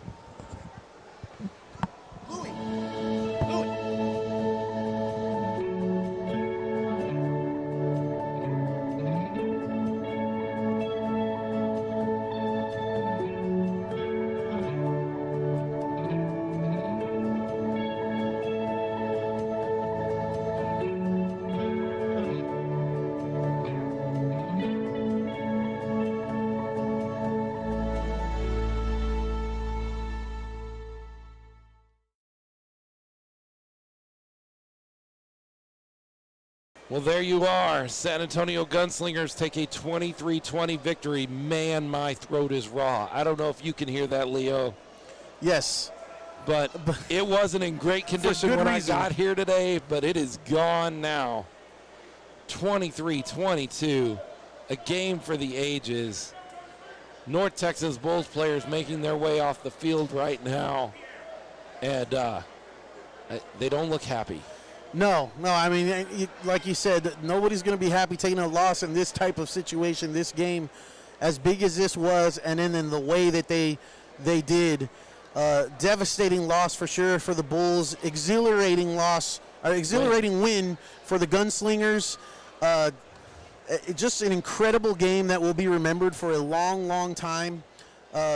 Circle that calendar for the game coming up. June 5th is such a big game. Yes. June 5th is such a big game at this point. With both teams having defeated each other one time, it really sets up an opportunity where that June 5th game, the final day of the season. Yes. That is the final weekend of the AAL season, and that will be for the division. You would assume that will be for a playoff spot, although I believe there's a wild card. There is a wild card, yep. So both teams could very well make it into the My playoffs. goodness, can you imagine if both teams make it into the playoffs and have to play each other again? You have 4 of these. Just an incredible game, and both of these teams playing as hard as you could imagine teams play. Neither team giving up an inch at certain points. The Gunslingers just had that little bit of extra today. Yeah, they did. You know, sometimes the ball just bounces your way, and today things Literally. went, yeah, Like that's literally what happened here. What happened? Things went the way of the Gunslingers today. It could definitely be a different story in another game. Coming off of those 2 very hard-fought and also emotional Austin Wild games, and then the Gunslingers come here with the North Texas Bulls and have this game. You thought those 2 games couldn't get topped. And then you have this type of game. I mean, it's just a roller coaster ride for these Gunslingers lately, and they've all, ended up with wins at the end. But wow. If you had to pick a player of the game at this point, Leo. No question, Sean Mueller. Yeah, I think that's true. I would have said the same thing. That's what I was getting ready to say. Sean Mueller, without his 2 plays on that final possession, I don't know what this looks like. Right. He was the hero of this game. Was he, were there great players on the field and great plays made by the Gunslingers, and for that matter, by the Bulls? Yes. All over the field? Absolutely. But in clutch time, Sean Mueller was the one that set up that lead, that opportunity to take the lead with an amazing circus-style catch. That entire drive. Over the wall, Yep. And then finding an open spot down near the 3-yard line, spinning into the end zone. Plays that will be watched over and over again. And I bet if this were old VHS tape, the part that would be worn out on everybody's tape player would be that final 2-point conversion. And you got some information while we were at break about that. Yes. We discussed, was that the call or was it a broken play? What'd you find out? I was told it was a broken play, a mishandled snap, and talking about the ball bouncing, your way. It was just a broken play that happened to work out for the best for the Gunslingers, not by design. No. So that's it. The Gunslingers take a 23-22 victory in an instant classic game. There's not much that can be said. You can't. Wow. You can't Just say anything more about what we all just saw. It's just one of those things that is going to be talked about for a long time.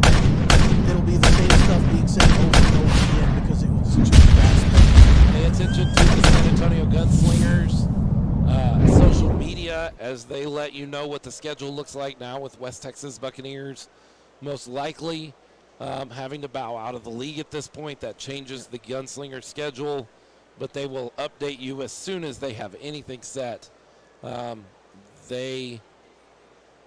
Without a doubt, we will play in late May here against the Mississippi Raiders. Right. That's the next thing we know for sure.